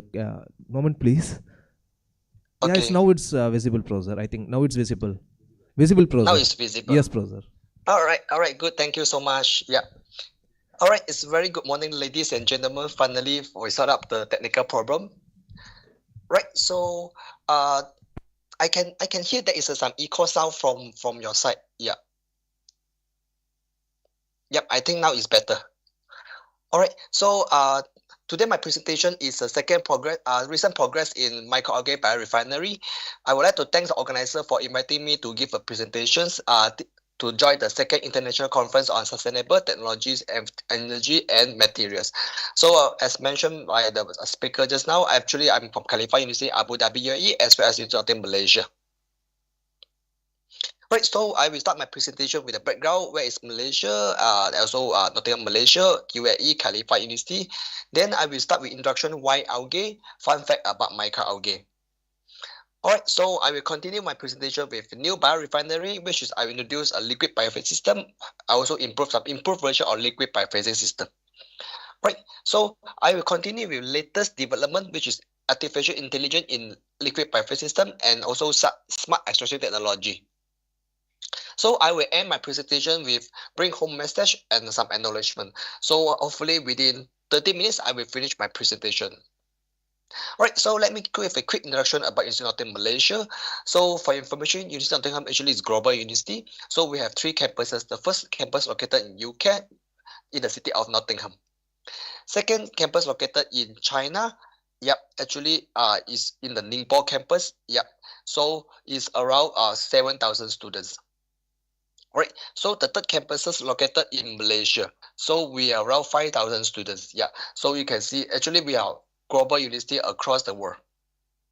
Right, so let me give you a quick introduction about Khalifa University. For information, Khalifa University actually is among the top 150 global university in engineering and number 1 in UAE among the engineering, computer science and physics. So according to latest THE World Ranking by subject by 2025. Right, so as mentioned, today's topic actually I will talk about the recent progress of microalgae biorefinery. So why algae? So you can see algae actually is a photosynthetic plant which can grow very fast. So with the growth of carbon dioxide, sunlight and nutrient-rich water. So the ranging can be unicellular, which is single cell, to multicellular, which is multiple cell, with the size from 0.5 micrometer, which is very small, we call it microalgae. Can be a very large algae, we call microalgae, can reach out to 100 meter. So in the layman term, we call it seaweed. Seaweed actually is a microalgae. Alright, let me share with you a little bit fun fact about microalgae. Algae actually is superior to conventional protein. Why we say so? Because microalgae has very rich amount of protein inside the microalgae. So of course, depends on the type of microalgae. Example, spirulina can up to 70%, while chlorella 55%, while other type actually maybe a 10%, because different type of microalgae have different strength of it. Right? So another interesting point actually about microalgae is the protein yield is very high and also the land required is very low. So just to share with you, in order to grow 10,000 kg of protein, just requires 0.7 to 2.4 acre of land compared to the other crop that you grow to get the protein. So this is why make microalgae very interesting. Right, so how about lipid? Lipid actually in the layman term we call oil. So you can see microalgae actually have very good yield of oil. Alright, so you can see oil production is very high. Biomass oil is actually very high as well. And land required is very low, as I mentioned in the previous slide. And that's why microalgae can produce a lot of biodiesel productions. So you can see per kg, okay, per land per year, actually is very high compared to other crop. Right, so what makes microalgae so interesting, so specific? So the reason is the microalgae cell composition, right? So as I mentioned in my previous slide, microalgae requires sunlight, water, and inorganic carbon, which is carbon dioxide. Of course, because this is a plant cell, require nitrogen, phosphorus, and potassium. So the interesting point about microalgae actually the composition. This inside the composition they have a carbon dioxide. We have this protein and also lipid. So for carbohydrate, they can produce bioethanol, bioprotein, and plastic. While protein actually can produce animal feed, human nutrients, single cell, pharmaceutical usage, and cosmetic and biofertilizer. While lipid actually you can produce biodiesel, nutrient. All this actually is very important and very useful in the nature. So we cannot forget there is other valuable compound including vitamin, mineral, pigment, polyunsaturated fatty acid. All this actually very expensive, very unique product. Make microalgae very special in the case. Right, so whether microalgae is a sustainable future food source or not, the answer is yes. So you can see, so aerospace, NASA, right? They did not really bring really meat, fresh meat or eggs to the space. They already bring spirulina powder because spirulina powder actually is high protein, okay, compared to other eggs, yeah, other meat that you eat every day. That's why microalgae very potential to be future food source. Right. So other than the application I mentioned just now, what is the other application of microalgae? Right, microalgae can produce biohydrogens, can produce bioelectricity. Actually, this is a real building. Okay, real building, sustainable building in the Europe country. The whole building actually they generate electricity by microalgae.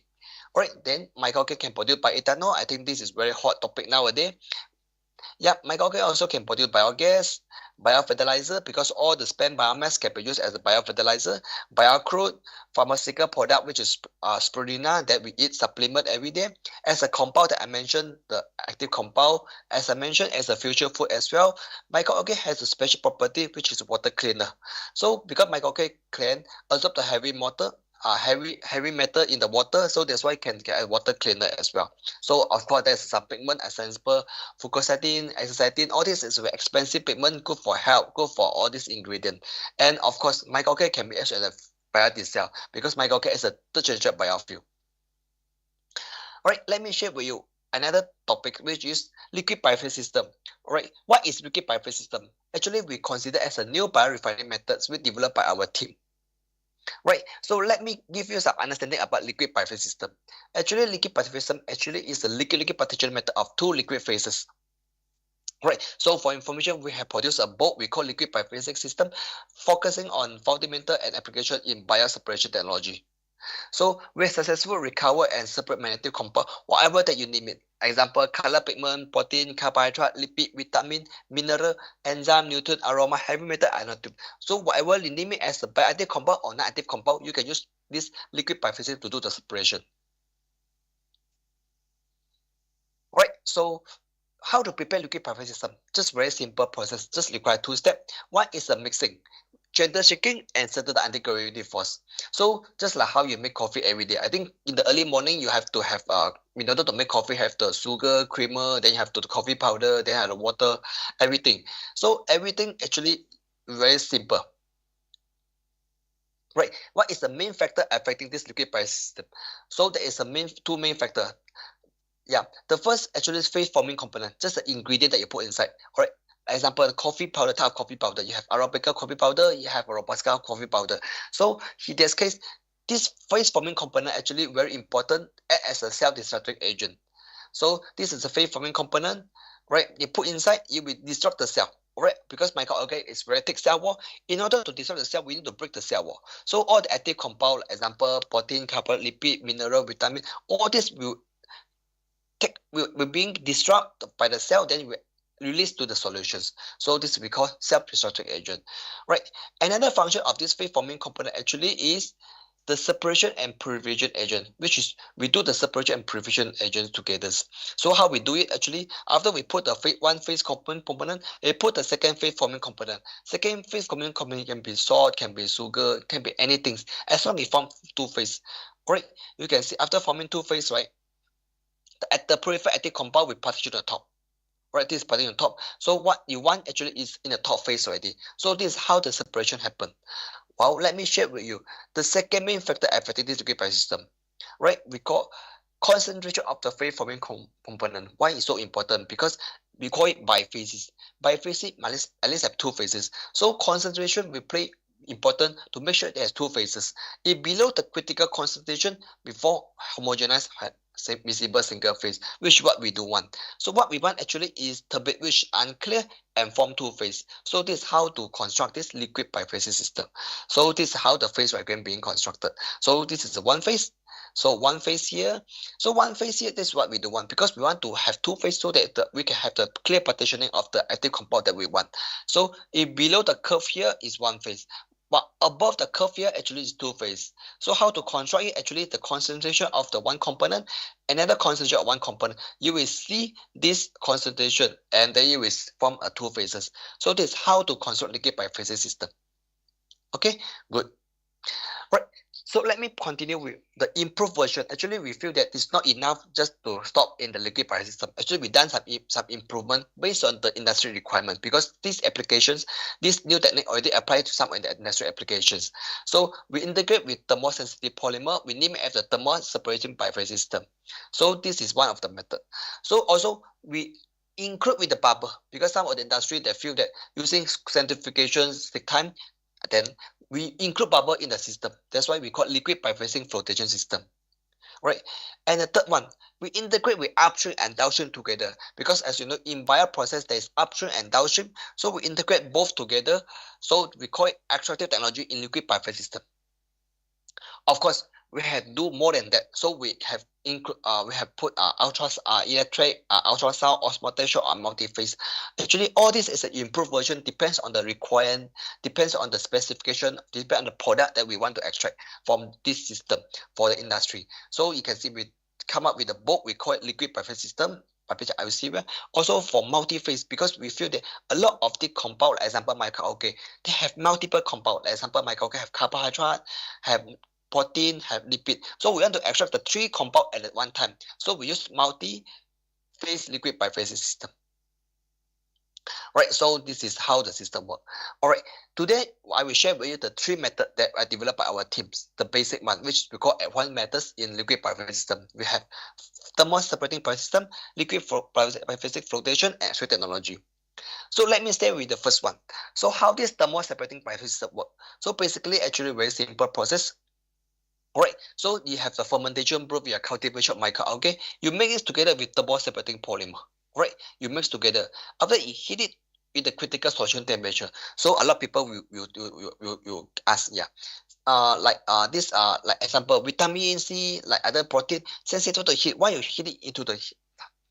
You will heat it, it will denature the active compound, you will kill the vitamin there. So in that case, we do not heat too high. Maybe we heat 40 to 50 degrees Celsius. You will see the 2 phase. The top phase actually is water-rich top phase, while bottom phase is EOPO, which is polymer-rich top phase. Ethylene oxide, propylene oxide, which you can recycle. So this is how the system of thermal separating piping system work.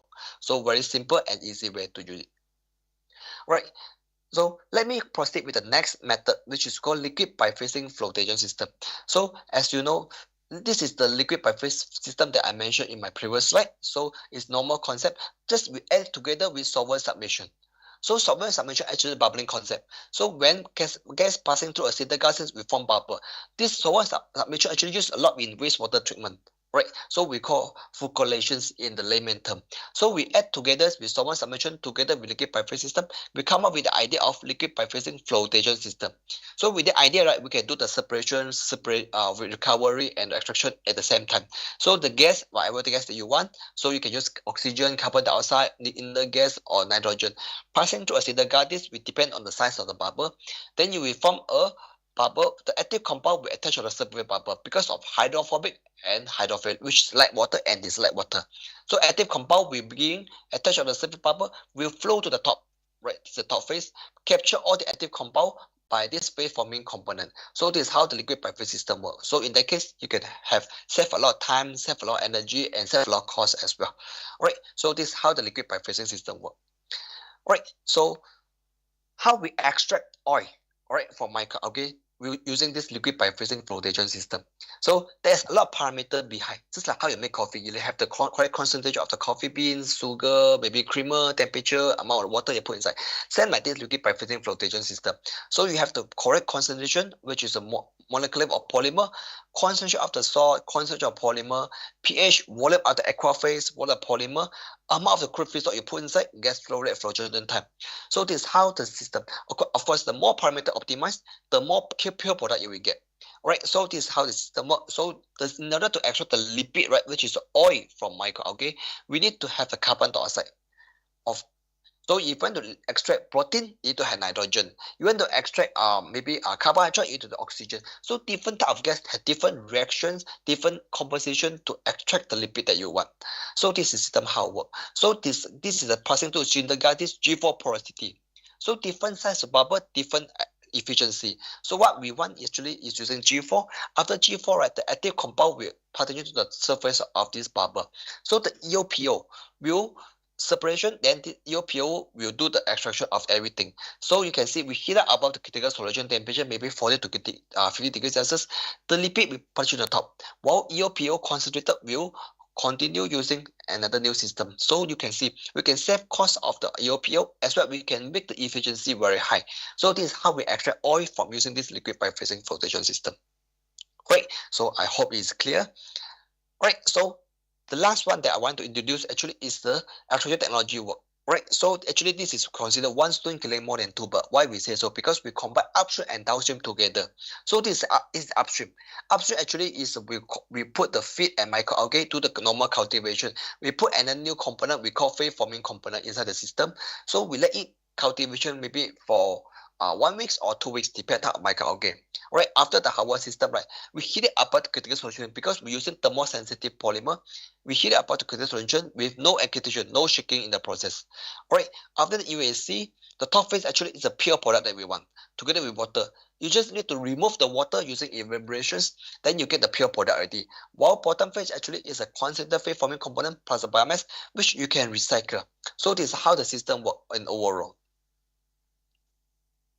Right, so for information, actually we have patented a few methods. Yeah, so this pattern we call it biphasic submission separation system. So you just have to use Google pattern. You can search how the method work and systematic. And because we apply industry, that's why we need to pattern for the process. Right, so this is system how it works. You can see this is a using flotation system.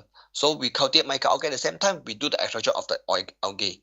So this is how we cultivate, you get a flotation system, right? So we cultivate the microalgae at the same time we harvest it and we use it in the final products.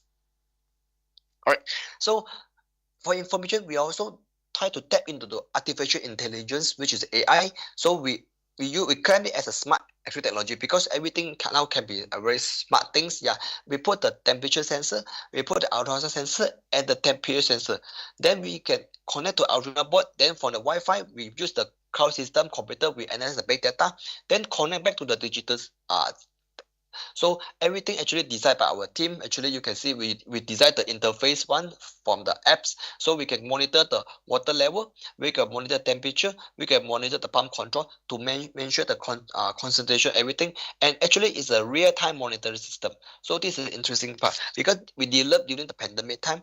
So whenever we are not able to go to lab, we can monitor the cultivation of the microalgae. At the same time, we can harvest it, we can utilize it, and we can control the system very well because we deal with live organism. Right, so this is a pilot smart extraction technology developed by our team. So this is a pilot skill. So whenever industry come to see us, what we will bring them to see the pilot skill, how the efficient, we can test run with the sample as well. So I can see we can do the cultivation microalgae, we can do the cultivation fermentation, then we can do the extraction, then this is a separation tank. So we can harvest the product at the same time. So it's a continuous system. Right, so let me share with you actually this is a quick video how the smart extraction technology works. So very simple method you can see from here. So basically this is a simulator of a cultivation and biorefinery microalgae. After the harvesting time, right, we heat it above the critical solution temperature.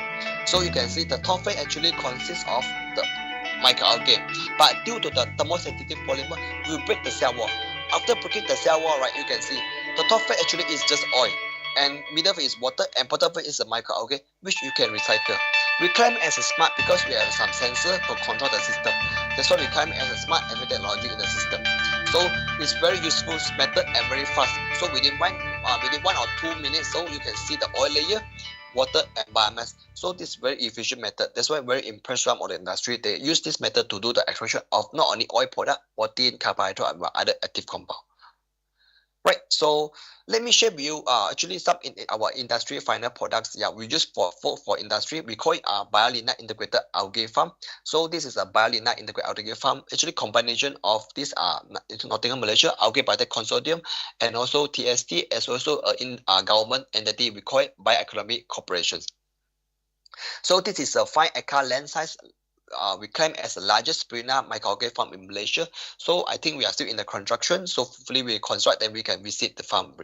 So this farm mainly produce a pharmaceutical product. We call it spirulina. So actually we are in a small scale. Hopefully after constructed this farm, right, we can make in the large scale. So for information, whatever in the food grade, we use and the animal with human supplement. So whatever that's not in the food grade, right, we use animal feed. So this is we call bioalgae, blue green algae. Yeah. So for information, this is an industry project because Malaysia very famous on batik industry. So actually we use this as a color pigment for dye industry as well because microalgae have a lot of color, have green color, yellow color, maybe is a red algae, brown algae. So we can extract the color, then we can use it for other industry. All right, so this is our book. So let me do some advertisements. So starting from 2019, every year we produce a book. Yeah. So the first book we produced because CRC Press, yeah, actually focus on bioprocess engineering downstream. Second book, as I mentioned to you, is liquid biosystem, actually published at Syria. Third book actually during the pandemic time. So we published a book we call Industry 5.0 because a lot of people they are only focused on 4.0. What happened in 5.0 in biomanufacturing? So actually we are working in a lot of algae. We are invited to submit a book we call Smart Manufacturing Industry 4.0. This actually is focused on smart industry because we do work a lot of smart microalgae. So as I mentioned, we want to improve this version, right? Because microalgae, liquid biosystem actually 2 phases. We want to improve it into 3 phases. That's why we call principle in multi-liquid separation system. And this is the latest book developed by our team. We call Handbook of Algae Sustainability. So this is a 4 years 6-year project starting from last year until 2030. So every year, right, we produce 1 book for this algae sustainability. Right, so just some bring home message. I believe in this conference is very important because we need to have a right corporations at the right time, at the right place. So I believe this is the right place for us to work together. So actually I learned from Mr. Obama, let's get some work done together because in research definitely no alone, right? There's no hero. Definitely we have to work alone as we have to work together as a team so we can work further and work further. So this is my acknowledgement. I want to thank so much for Paul Sanja for giving and his team for giving me the opportunity to present my work. Thank you so much, Professor. Right, so thanks to my team. Without them, definitely we're not able to complete all the works, right? So this is my last slide. Let's keep in touch. Yeah, you can scan the code for Line, WhatsApp, WeChat. Yeah, feel free to keep in touch. Thank you so much. I pass back to you. Thank you.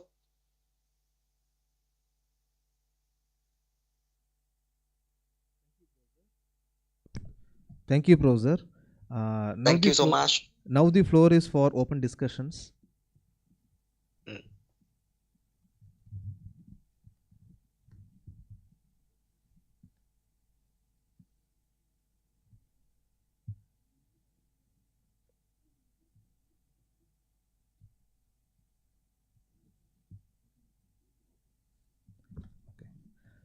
Thank you, Professor, for your keynote address and discussion. Your passion for the subject matter was evident in your address and it made for an engaging and memorable experience. Thank you very much, Professor.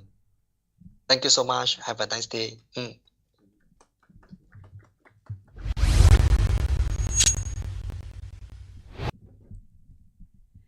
Thank you very much, Dr. Paul Lokshos, for the second keynote speaker session, and also Dr. Vinod Ayapan. For the next program, I would like to invite Dr. Manoj Kumar Singh, Research Scientist of KMUTNB and conference convener of this conference, to introduce about our the third keynote speaker for today, please. Thank you, Ms. Nani. Good morning, all. Now our third keynote speaker is Professor Dr. Lai Chinwai. Professor Dr. Lai Chinwai is currently as an Associate Professor in Nanotechnology and Catalysis Research Center, University of Malaya, Malaysia. His main research area interest are the areas of chemically modified metal oxide, photocatalyst, functionalized nanomaterials, nanocomposites, and carbon graphene materials, especially apply in environmental pollution management and energy storage technology. He is serving as an associate editor, book editors, guest editors, topic editors, and editorial board members for several prestigious international ISI journals. As a scholar and an indication of the global impact of research work, His work have been published in more than 300 referred international top tier journal with the Scopus H index of 47, 100 book chapters, and 100 international proceedings in material science, physics, chemistry, and renewable energy researches. Through his work of nanomaterials and catalysis field, he was awarded as a JCI 10 Outstanding Young Person of the World 2024 for academic leadership and accomplishment, national winner of APEC Science Prize for Innovation, Research and Education 2023, IMEC Best Young Member Award 2022, JCI 10 Outstanding Young Malaysians Award 2021 for academic leadership and accomplishment, National Young Scientist Award 2019 by the Ministry of Energy, Science, Technology, Environment and Climate Change, MASS Young Research Award 2018 by Malaysian Solid State Science and Technology Society, a finalist of National Young Scientist Award 2018 by Ministry of Science, Technology and Innovation of Malaysia and University of Malaya Excellence Award 2015 in the category of Outstanding Researcher, Young Researcher Science and in Science Discipline. He is recognized as among the caliber and outstanding young scientists in the country who have the potential of advancing the scientific ecosystem in Malaysia. I now wholeheartedly welcome Professor Dr. Lai Chin Wai to deliver his speech on recent developments in environmental photocatalytic oxidation, the case of titanium dioxide nanomaterials. Over to you, Professor. Okay. First of all, I would like to thank the chairman for your very long introductions. Thank you very much. So, hi everyone, I'm live from Malaysia. Okay, I'm pretty sure that you all heard about Malaysia because Malaysia is very nearby to Thailand. And next, I would like to special thanks to the presidents, okay, Prof. Suchat, and also my collaborator, Prof. Sanjay, for the invitation to me to attend to this conference. And today I'm happy to share some interesting topic to you all just regarding a little bit on the recent development in environmental photocatalytic oxidation in the case of TiO2 nanomaterials. Okay, so just a brief introduction about my background here. From here you can see that actually my main research area actually is on nanomaterials, designing and developing, especially in environmental pollution management. Okay, so from here you can see that actually I'm the chartered engineer. Okay, I'm also the professional engineer registered in Malaysia, the Board of Engineer Malaysia, and also the professional technologist, also registered in, we call the MBOT in Malaysia, one of the professional bodies in Malaysia. And also active member in IEM, Institute of Engineering Malaysia, IMEC, Mechanical Engineer, EI, Energy Institute from the UK, RSC, okay, the Royal Chemistry Society. So I also advisor or what we call the consultant for some company as well, especially in the nanomaterial aspect. So I also foreign expert in some university, including the Shanghai Jiao Tong University, and of course in this King Mongkut University of Technology, North Bangkok. Okay, so I have some research output, okay, including some papers, some book chapters, and also some patents, okay, throughout my academic career.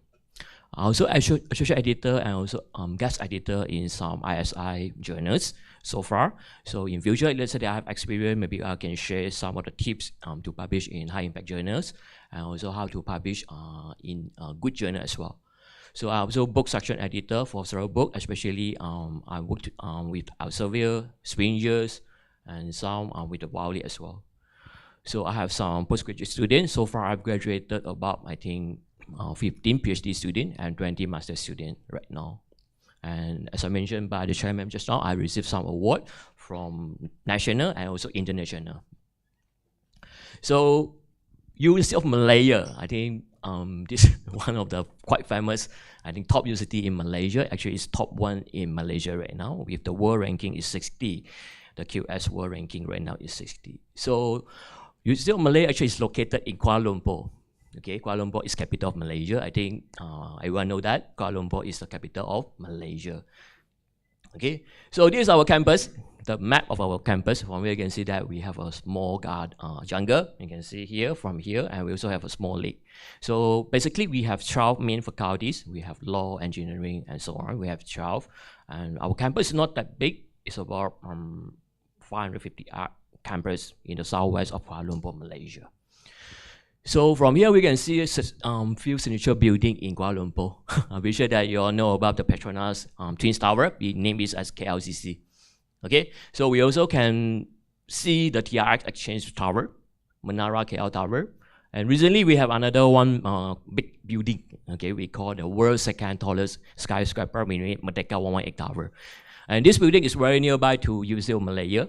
I think less than 10 kilometers, so that you can see this building from our campus. And the bottom image is my lab, is Nanotechnology and Catalysis Research Center. So our research center actually is more on working on various type of nanomaterial, and we are trying to develop into different application. So these are our research center, the journey or milestone. Actually, we started 2001, our center. It's called the Compicat. And recently, we are recognized as one of the highest center of excellence. We name it HiCore in the niche area of green chemistry. Okay, from here you can see that the green chemistry in the area of sustainable environmental torus synthesis and recycling. So this one was recognized by our Minister of Education. Okay. So these are the niche area our research center are working on. Actually, it's quite a lot, so I'm not going to emphasize one by one. However, today I'm focusing on the last one. You can see that photocatalysis for mitigation in water pollutants, okay, and also some coating, and then some antibacterial, antifungal, antivirus coating, and also the solar panel coating as well. So today I will talk a little bit, since we only have about 30 minutes, so I won't touch it one by one. So a lot of people asking, what is nano? Maybe you can heard a lot of things regarding this in a lot of product, like cosmetic product. We have nano white, nano coating. So what is the definition of nano here? A lot of people or students asking me that. So the easy definition is that, so as a science and nanotechnology involve any methods, okay, is in the between 1 to 100 nanometer. So any objects, items, within the range of 1 to 100 nanometer. So this material can be considered as nanomaterial. So at this level, the structure, device, or system with the novel and unique properties and functional actually can be created. So the properties is actually totally is different with the bulk material. So another definition for the nanomaterial is that 1 nanometer is 1 billion of a meter. So a lot of people also asking me that, how small is small? Because we cannot see the bacteria, we cannot see the viruses, right? So how small is small? Actually, can you imagine that 1 nanometer actually equal to 75,000 times smaller than our human hair? Imagine that our human hair cut into a very small piece, okay, into 75,000 times. So that's the size of 1 nanometer. So another example I want to share to you guys is that the Earth compared to a table tennis ball, okay? So the Earth equal to 1 meter, okay?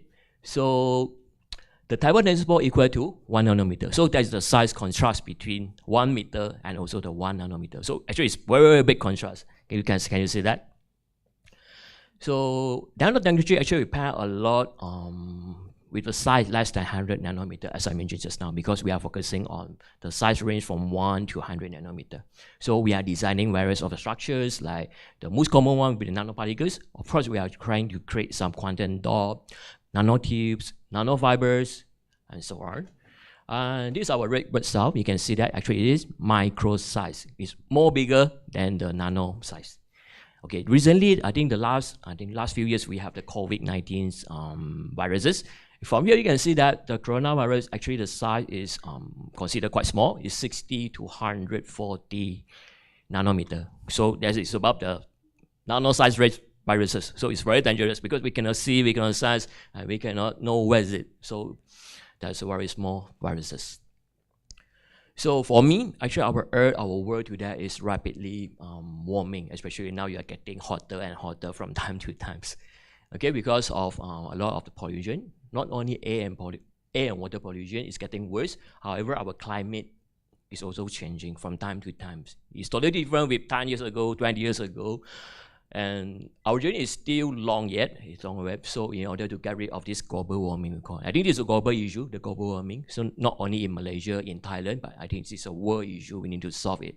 So what I believe is that a breakthrough in our technology definitely can solve and provide us some solution to what we call the affecting the living standard of mankind through the nanotechnology. So my research topic today is regarding the modified TiO2 nanostructure, okay, based photocatalysis, a sustainable material to protect the health and also the well-being for mankind against the deadly infections, environmental pollution, and so on. Okay, so yeah, we focus a lot on the TiO2, especially with the various nanostructure. So not only nanoparticles, we also designing various of the structure in order to suit different environmental pollution application. What's so special about titanium dioxide? Actually, the titanium dioxide is one of the main ingredients. It's a lot of the what we call the product, including the paint, the white paint. Okay, I think the main ingredient is titanium dioxide, and some food additive. You also involve some TiO2. Okay, TiO2 also appear in the sunblock. If let's say that because we want to block the UV and so on, so TiO2, zinc oxide, these are the material in the sunblock. So because of this reason, long-term photostability, chemical stability, outstanding charge transport properties, suitable band exposition, as the most important thing is non-toxic in nature. Okay, because of this, so that TiO2 is exploring and try to applying in various of application. And superior oxidation ability is very important, especially related to the photocatalysis oxidation, because photocatalysis, we need to use the light to trigger this reaction. We call the photocatalytic reaction. So we need the light, we need the room light, we need the sunlight to activate this reaction. Without light, so this catalysis is not working. So we need light, no matter how, we need the light to activate it. That's why the superior oxidation ability is very important in our case. So what I'm doing in my lab, okay, actually, as I mentioned just now, I'm trying to develop or try to designing various type of nanostructure of TiO2, okay, not only in thin film, coating, nanofiber, nanotubes, and also transparent solutions. So we see which one is suitable for which application. I think the first application I will try to discuss today is wastewater treatment. We are using this technology. Of course, we combo with the UV light and also so on, and the photocatalysis treatment system as well. The second application I would like to talk a little bit is regarding the self-cleaning. As I think the first keynote speaker, Prof. Gaurav, also mentioned a lot regarding the self-cleaning, how to decompose or how to killing the bacteria, how to killing the viruses. We did the same as well, but we are using the long-term photocatalysis reaction. So today I'm cover this application, and the third application will be the indoor air purification pollution, VOC reduction. VOC, just for your information, for example, like our new houses, new offices, or new automotive. So we have a lot of this VOC problem, like a new housing smelling, like from the paint, from furniture, cupboard. So these are the VOC pollutant. VOC means volatile organic compound. So actually it's very toxic. If let's say that you are long-term, let's say that you absorb this kind of the toxic gases, so it's very harmful. So we are come up with some strategy, the coating, especially for the indoors, for the furniture. So we are doing some coating in order to eliminate these VOC gases. As I mentioned just now, we are using various type of synthesis method because nanomaterial can be synthesized easily using various type of the method. So these are the most common method we are trying to use to synthesize various type of the structure of TiO2. So like anodic oxidation, hydrothermal, sol-gel, PVD, CVD, and so on. Depends what are the sizes and also the crystallinity of your nanomaterial you want to design. So we are trying to develop various type of the structure like the particles, rod, ribbons, wires, wire, and so on. Also, these are the image for different structure. All are same TiO2, but we are designing in various structure. Okay. So today's topic cover quite a lot on nanotube. So I'm highlighted into a red color. You can see that these are the nanotube structure. So the wall thickness is about 10 nanometer, and the length we can designing from 100 nanometer up to 10 micrometer. Okay, so these are the nanotube structure, the side view. So nanotube structure actually have provide us a lot of the benefit as compared to the particles, compared to the what we call the thin film, because of high surface area. Imagine that the high active surface area can be 1,000 to 3,000 times than that of the flat surface, because of the inner surface and also the outer surface of the TiO2 also can absorb the light. Okay, so in this way we can trigger more photolysis oxidation reaction, because we need the criteria be better light absorption. So not only the outer surface of the TiO2 can absorb the light, but the inner surface of the nanotube also can contribute to the photolysis oxidation reaction. So the other benefit is like unidirectional electrical channels, well-controlled nano-architecture. So we can not only can control the structure of the what we call the architecture, like the wall thickness, the length, the diameter, and so on. So we also can controlling by using the processing parameter. So actually it's quite simple to grow the nanotube here. You can see that you're just using the simple anodization to grow. Just you connect it to the power supply, and then you just can grow the desired nanotube structure. It's very easy. Of course, we can controlling. We can see the curve from time to time, because from the curve can give us a lot of information. The grow mechanism to identify that the nanostructure is started to grow is less than 1 minute. However, we encountered that it's not that easy if let's say you want to form a very good nanotube structure. These are the drawbacks or the problems when we encounter during experiment. Can you see that some of the problem is non-uniform, precipitation layer, okay, micro crackings, bonding problems, peeling off, okay, rough and serrated surface. So these are the problems actually will what we call reduce the performance of the photocatalytic reaction. So we need to avoid this kind of the problems. So of course we need to tune the time. You can see that 30 seconds actually the nanotube is started to form. I think can started the length of the nanotube actually can what we call I cannot the pointer, okay. So 30 seconds you can see that the length of the nanotube actually started to grow up to 500 nanometers, and then 1 minute, 30 minutes, 60 minutes. So the length of the nanotube is increasing from time to times. Okay, however, we found that the length will increase until a steady state, so cannot extend anymore, cannot prolong anymore. I think up to the 10 micrometer. So these are the mechanism. From here you can see that first of all we are using the titanium foil, the yellow color, you can see that. So titanium foil, and then we'll grow the oxide layer to become titanium dioxide. Okay, Ti to TiO2 because of the failed excited oxidation reaction. And then the Ti bond will undergo the polarization because of the electric current density.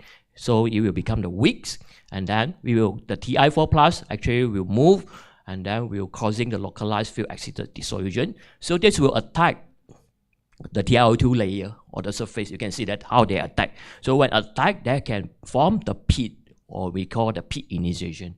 So this pit actually will follow by the chemical dissolution of the Ti due to the fluoride content. Fluoride is one of the chemical we are using to form the pit.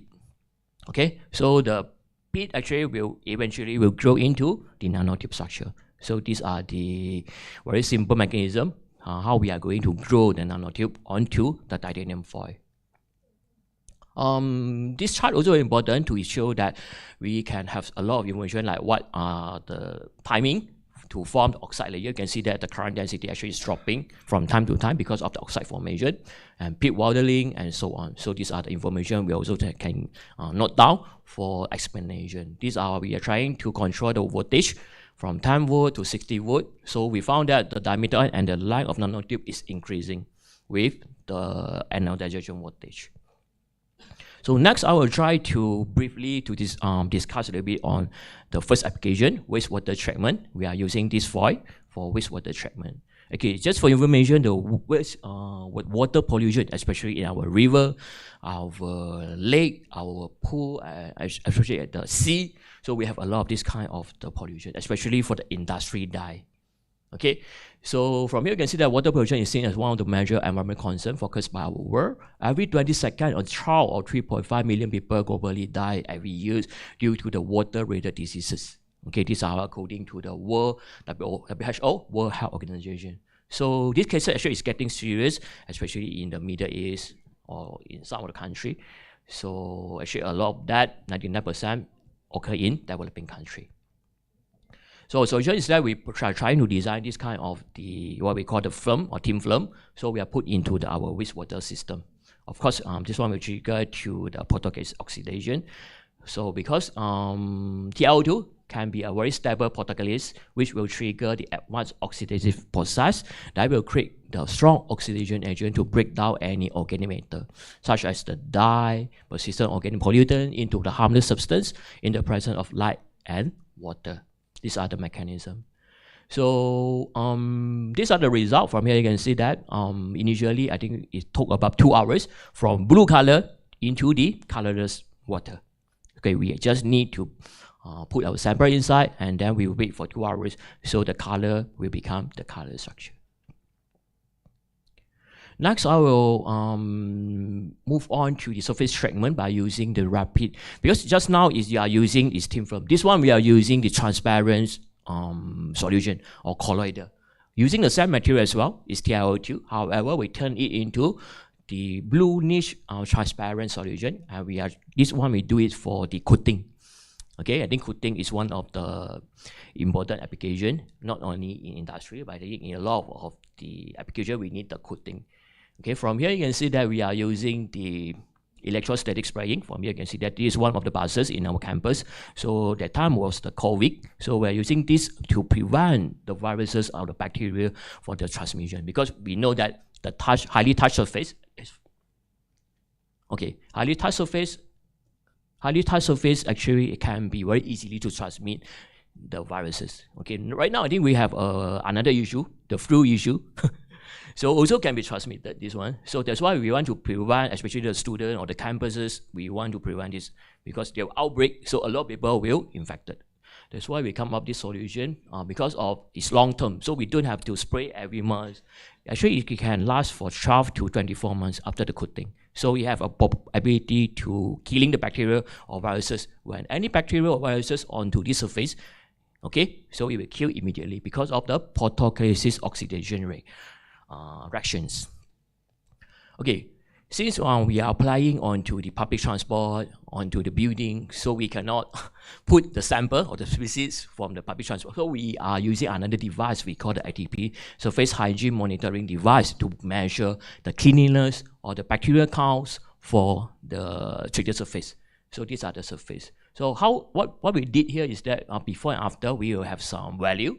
For example, like the clean surface must have the value below 500 RUL. RUL is relative light unit. So if you want a unit, we can know that the total bacterial count is in what level. If let's say that your surface or your what we call the the area is very dirty, is very contaminated, is very dirty, so we can know that this area definitely we need to do some cleaning or sanitization. Okay, because it's very, very bad. And you can see that we can know that it's red, it's very dirty. Okay, so we are using this device. So we check point by point. For example, like the switch, okay, the handling, the lift button, the escalator. So we touch everywhere. So we did a report not only from time, maybe every week. So we are doing the data collection for this. Okay, so the benefit of this solution is that we call the transparent corridor solution. Of course, must be eco-friendly, as I mentioned just now. Is non-toxic.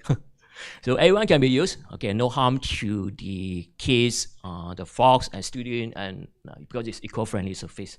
Of course, from here we did a lot of the safety tests, like the skin irritation test, the toxicity, and cytotoxicity, and so on. So we want to make sure that this solution is safe to be used. Not we are going to spray everywhere without doing this kind of the certification, the safety, what we call the test. And not only to able to kill the bacteria and viruses, from here you can see that, but also importantly, it able to improve the indoor air quality. As I mentioned just now, indoor air quality, because some new building or new office, they have a very strong smelling. That smelling actually is VOC, is very toxic. So we are not going to aim to killing bacterial viruses, but at the same time, we are trying to solve the indoor air quality as well by using the coating technique. Okay, so from here you can see that yes, we can purify the air by using this solution, improve the indoor air quality, remove the indoor VOC. VOC is volatile organic compound. Okay, one of the good example VOC is formaldehyde. I'm not sure that whether you all know about the formaldehyde or TVOC. So these are very, very toxic gases. If let's say that you are long term, you inhale into your lung, So most probably you will get cancer or sick or illness or eye readiness. Okay, these are the symptoms. If let's say that you are long-term exposed in high level of VOC. Long-lasting, after the coating, we can have a long-lasting. We expected that to have maybe at least 12 months in maximum protection level. Of course, we can prolong to maybe 2 years up to 5 years up. Of course, the performance of the Portuguese ability will reducing from time to times. Okay, self-sanitizing, we don't need to use alcohol, we don't need to use some very toxic chemical to killing bacteria because it's self-sanitizing. Of course, we need to turn on the light, even though the room light, dim light, sunlight is able to killing bacteria. Efficiency and safe substance, these are the benefits for this kind of the colloidal solution. So a lot of people asking me that how the bacteria can be killing. Okay, just for your information, because of this photocatalysis, because we need to expose the light. So no light is no function, cannot kill. So we need, no matter how, we need to on some room light. So that's higher than the band gap. So it will come out with the electrons, and whole it will come out with some superoxide anion, hydroxyl radical. So these are the radical will attack the bacteria, the membrane of the bacteria and viruses. So this is what we call the ROS, the reactive oxygen species. Okay, to break down any organic matter into harmless substance. So these are the mechanisms. But I'm not going through any details because this is very fundamental. Okay, so this is just briefly mechanism. We did the test for 1 month. After 1 month, we tested again. From here, you can see that. So because bacteria and the viruses, we use a log reduction. Okay, so from here, you can see that after the 30 days, I put the star there, you can see that after 30 days, okay, the log reduction actually still remain more than 4.7. 4.7 log from here, you can see that actually is, how many log 4? Is 99.99%. The bacterial reduction ability. It still remain in very high bacteria killing rate. Okay, even though after 1 month, so we did the log reduction, so the bacteria actually can be killed on the treated surface. Okay, next I'll move on to the indoor air pollutant. Just now, maybe not that, maybe some of you is not that clear. Okay, just for you mention, indoor air pollutant also very serious, not like the water pollution, because indoor we cannot see, right? We only can absorb, we only can inhale. So 2 million people a year die prematurely because of this issue. Indoor air pollutant 5 times higher than the outdoor pollutant. From you can see that. EPA showed that the poor IAQ, indoor air quality, is among the top 5 environmental risks to the public health. So it's very, very serious. So what are the sick you can expose to, for example, like the pneumonia, for example, like some lung cancer. So these are the diseases or the cancer can be triggered. So it's quite serious actually. So we need to take attention, especially in new house, new furniture, when you're smelling something not comfortable. So you need to take alert and also attention. Okay. So poor IAQ, according to one of the, a lot of scientific report, not only few, but I think a lot of the scientific reports show that it can trigger a lot of issues. For example, like I think like headaches, fatigues, eyes, nose, readiness, and irritation, coughing. So these are the mild symptoms for the poor IAQ. Okay, and serious one will be the, for example, like if let's say a long term in this environment, actually can trigger a lot of issues like liver, kidney, and central nervous damage, cancer, and so on. Okay, so we need to look serious. So of course, we also will use the device. It's very convenient device and portable device to measure the indoor air quality. Because from here we can know that the TVOC, the total volatile organic compound, is before and after. So the red color, the before and after. Before is 0.2, but after is 0.0 something. So the red color, you can see that. So it's reducing the volatile compared the VOC content significantly. So less than 0.2 is comfortable. You can breathe or we can smell. It's very good inside the room.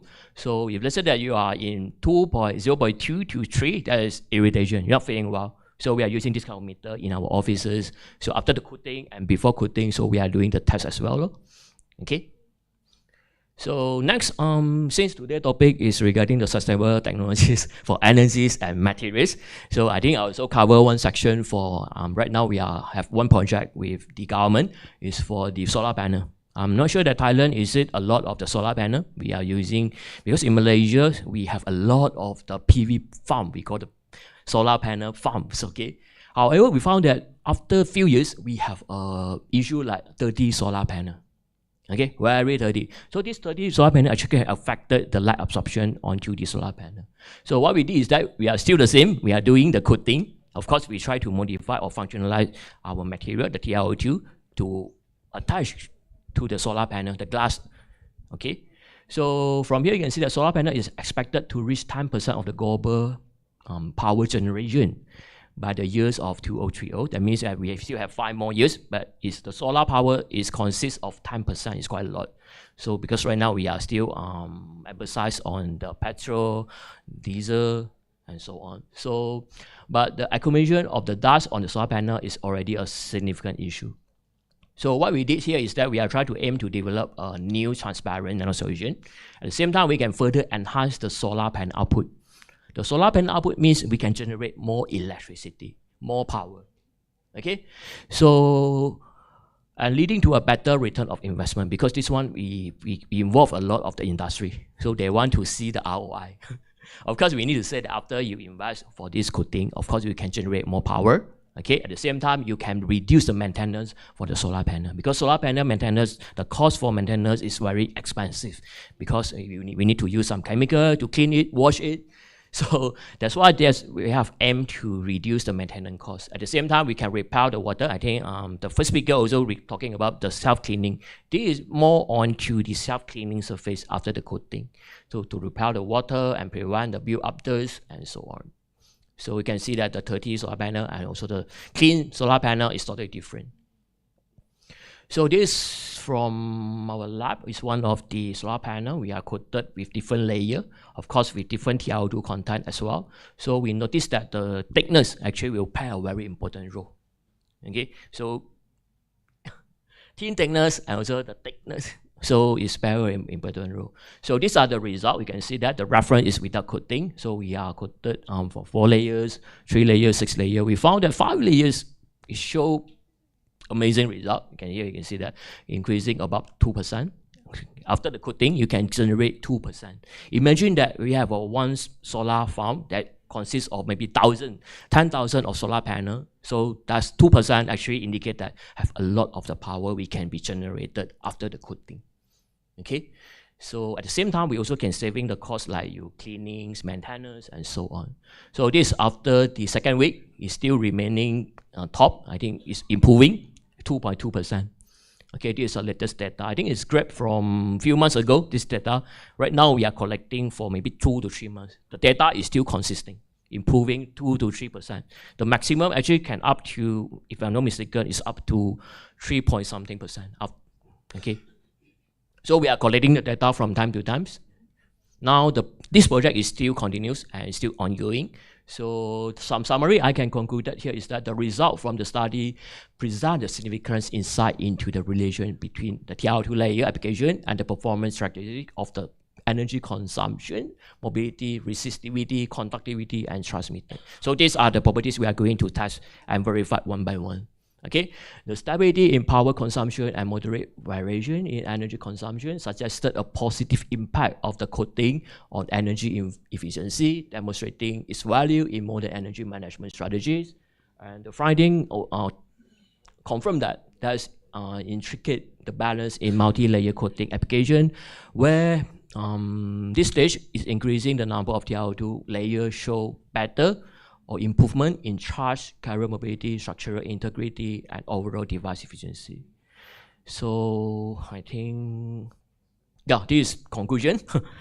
Of course, our devotion of duty for a better nation, okay? Of course, we are trying to provide some positive impact for a better living environment, not only in school, not only in, I think everywhere we also need to provide this positive impact to protect our kids, to protect our family, to protect our students, to protect all people.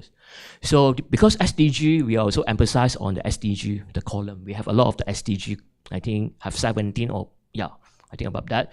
So this topic or this discussion actually is related to people, water, environmental. Of course, another one is energy. I didn't include that here.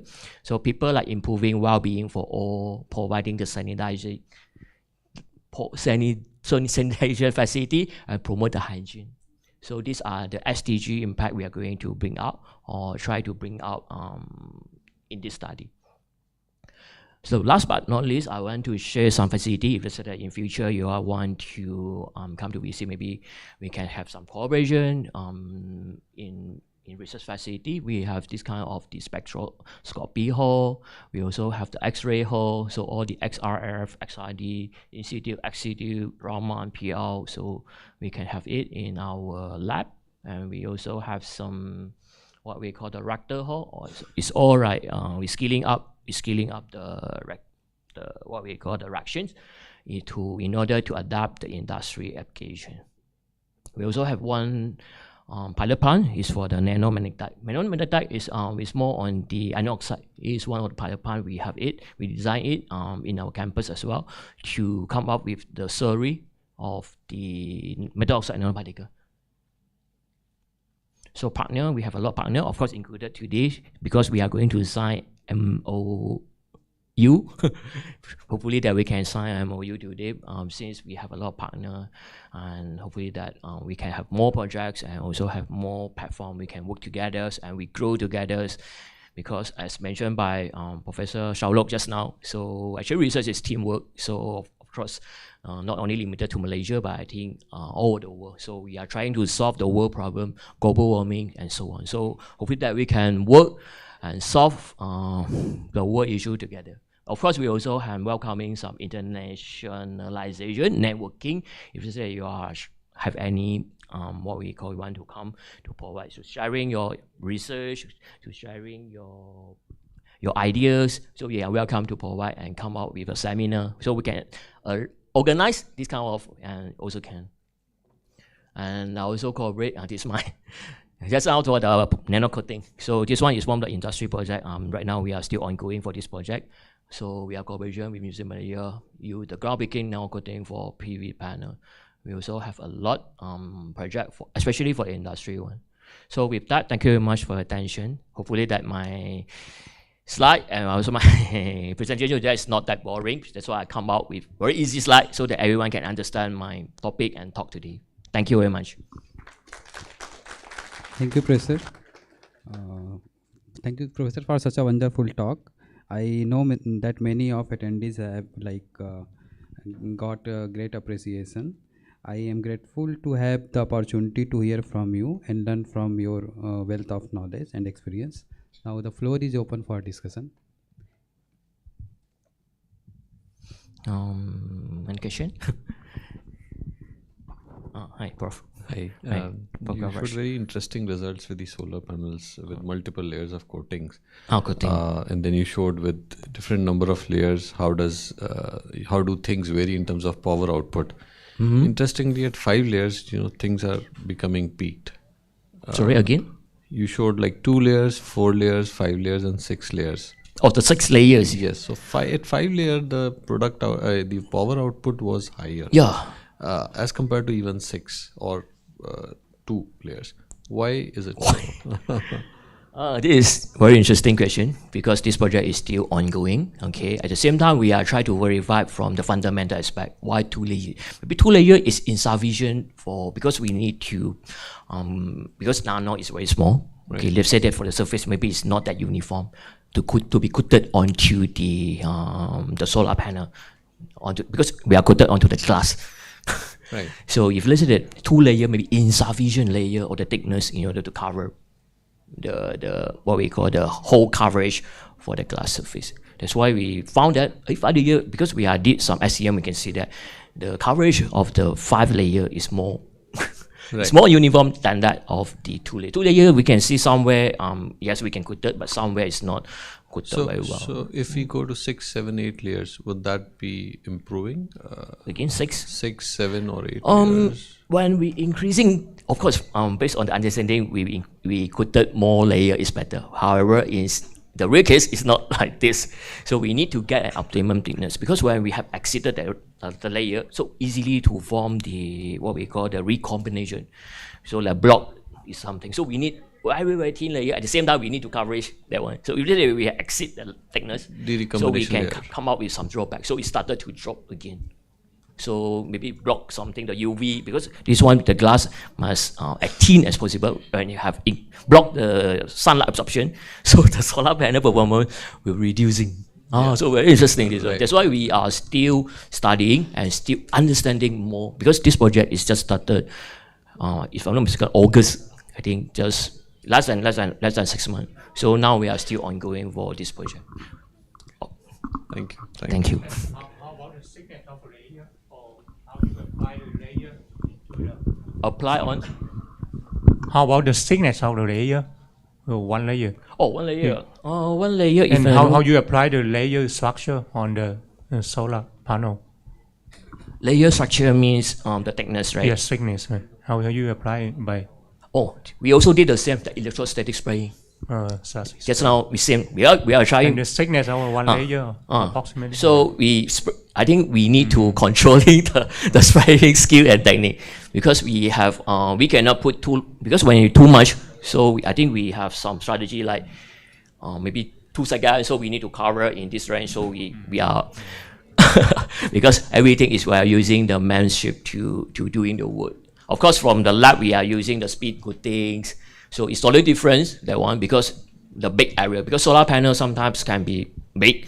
So we are impossible to use the instrument, the scientific instrument to coat it. Of course, it's better, more uniform. However, since we need to coat the big size of the solar panel, so we need to use electrostatic spraying, because it's faster and uniform coatings, and also can get a very thin layer, and also the coverage of the coating is better as compared to other, because coating technique can have a lot, as I not mentioned just now. Electrostatic spraying, actually they are using the electrostatic strategy, so it can coverage very good. For example, like the common one, if let's say you are using the air gun spraying technique, so that one is not that good, because you can not uniform coating technique. So we are using electrostatic spraying technique to apply onto the real application. I name it here real application. The one thing is fast, efficiency, at the same time, we easy to control the thickness. So the thickness, of course, we have some variation, but the variation is not that much. Like we are using the A gun, that one is have a lot of mistake. I call them mistake. Yeah, yes, because that topic is quite interesting, no? Because the solar panel is always increasing. Sure. I'm not sure Thailand, is it, they also come up with this kind of green energy, especially using the solar panel. Or maybe because in the Malaysia, future we can find a way to work with cooperation, because at our university we have a robotic, we use it to apply for solar panel cleaning. Sure. Cleaning The robotic there. Yeah. What we are doing now. I see. Interesting. Maybe we can. Okay. Thank you, sir. Hey, thank you, Prof. Thank you, Prof.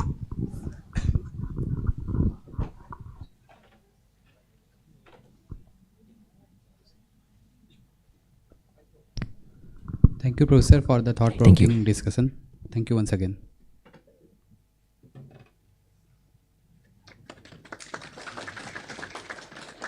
Thank you, Dr. Lai Chinwei, for the speech and the keynote section, and also thank you, Dr. Manoj. From this part, I now cordially invite Associate Professor Dr. Sanjay Mavenkar Rangappa, Principal Research Scientist of KMUTNB, for delivering the vote of thanks. Please. Good morning. Good morning, everyone. On behalf of our university and all our committee members of STEM 25, I would like to thank and express my sincere thanks to our beloved chairman, beloved president, honorary chair of STEM, Professor Dr. Ing Abel Suchar Singh Chin, Dean of TGS, and Vice Presidents of our university. I extend my wholehearted thanks to all keynote speakers, invited speakers for delivering a talk at STEM 25. I am highly thankful to all the participants from various countries who have registered for STEM conference. I wish to thank the team of TGS ICC, AED, CEM, and STRI at this juncture for providing their constant support to conduct this conference. Also, I would like to express my gratitude and thanks to all the advisory committee and scientific committee members of this conference. I would like to thank all the organizing and technical committee members and all our NCR team members for their support and involvement. I would like to thank Thailand Science Research and Innovation, TSRI, and the National Science Research and Innovation Fund, NSRF, for funding support. Also, I want to thank all the media members for their support by extensive coverage of events. I hope this conference will be informative and all of you will enjoy all the sessions. Thank you one and all, and we expect your presence in future events from KMUTNB. Thank you all.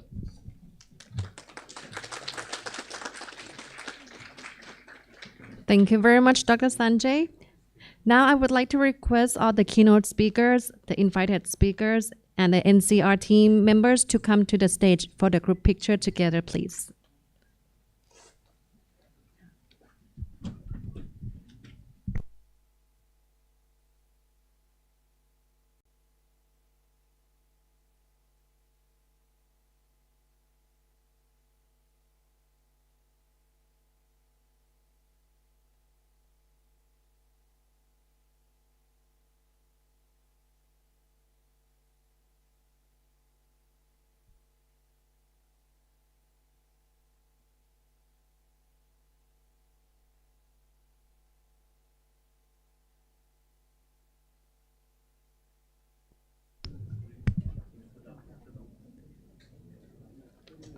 So for the first pictures, group pictures, we will be taking in this auditorium room together on the stage, please.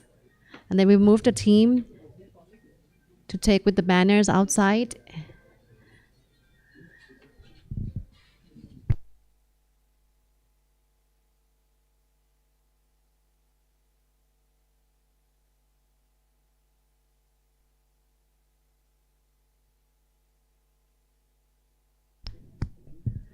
So for the first group photo would be the NCR team.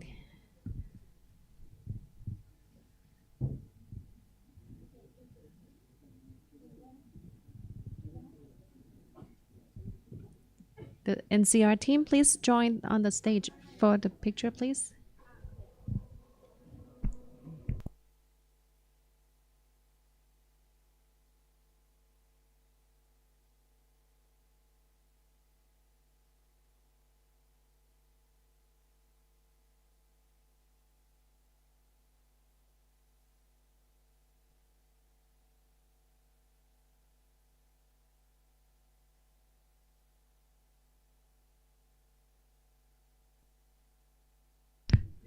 The invited speakers, please.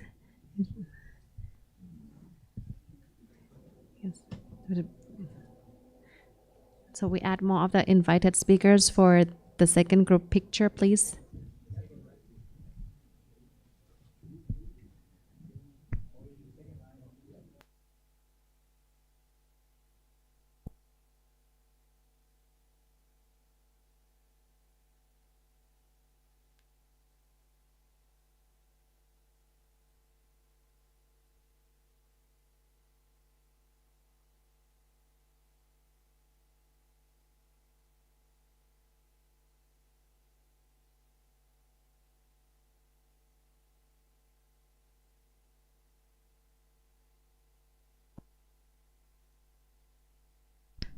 Also, may I ask the invited speaker from Indonesia to join with us for group picture, please?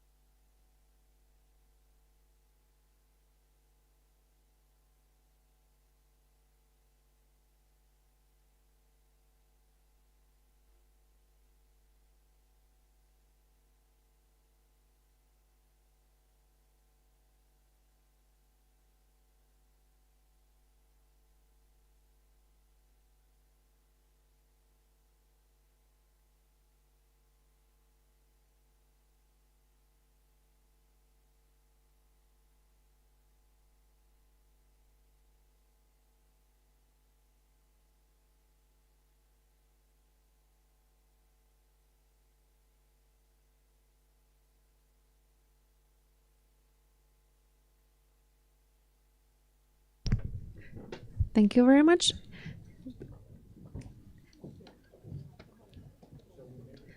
We could move the team. Yes. Okay. So the people that just take pictures on the stage, we are moving outside to the auditorium to the banner. There's a bigger one in the front of the auditorium. Yes. Please move.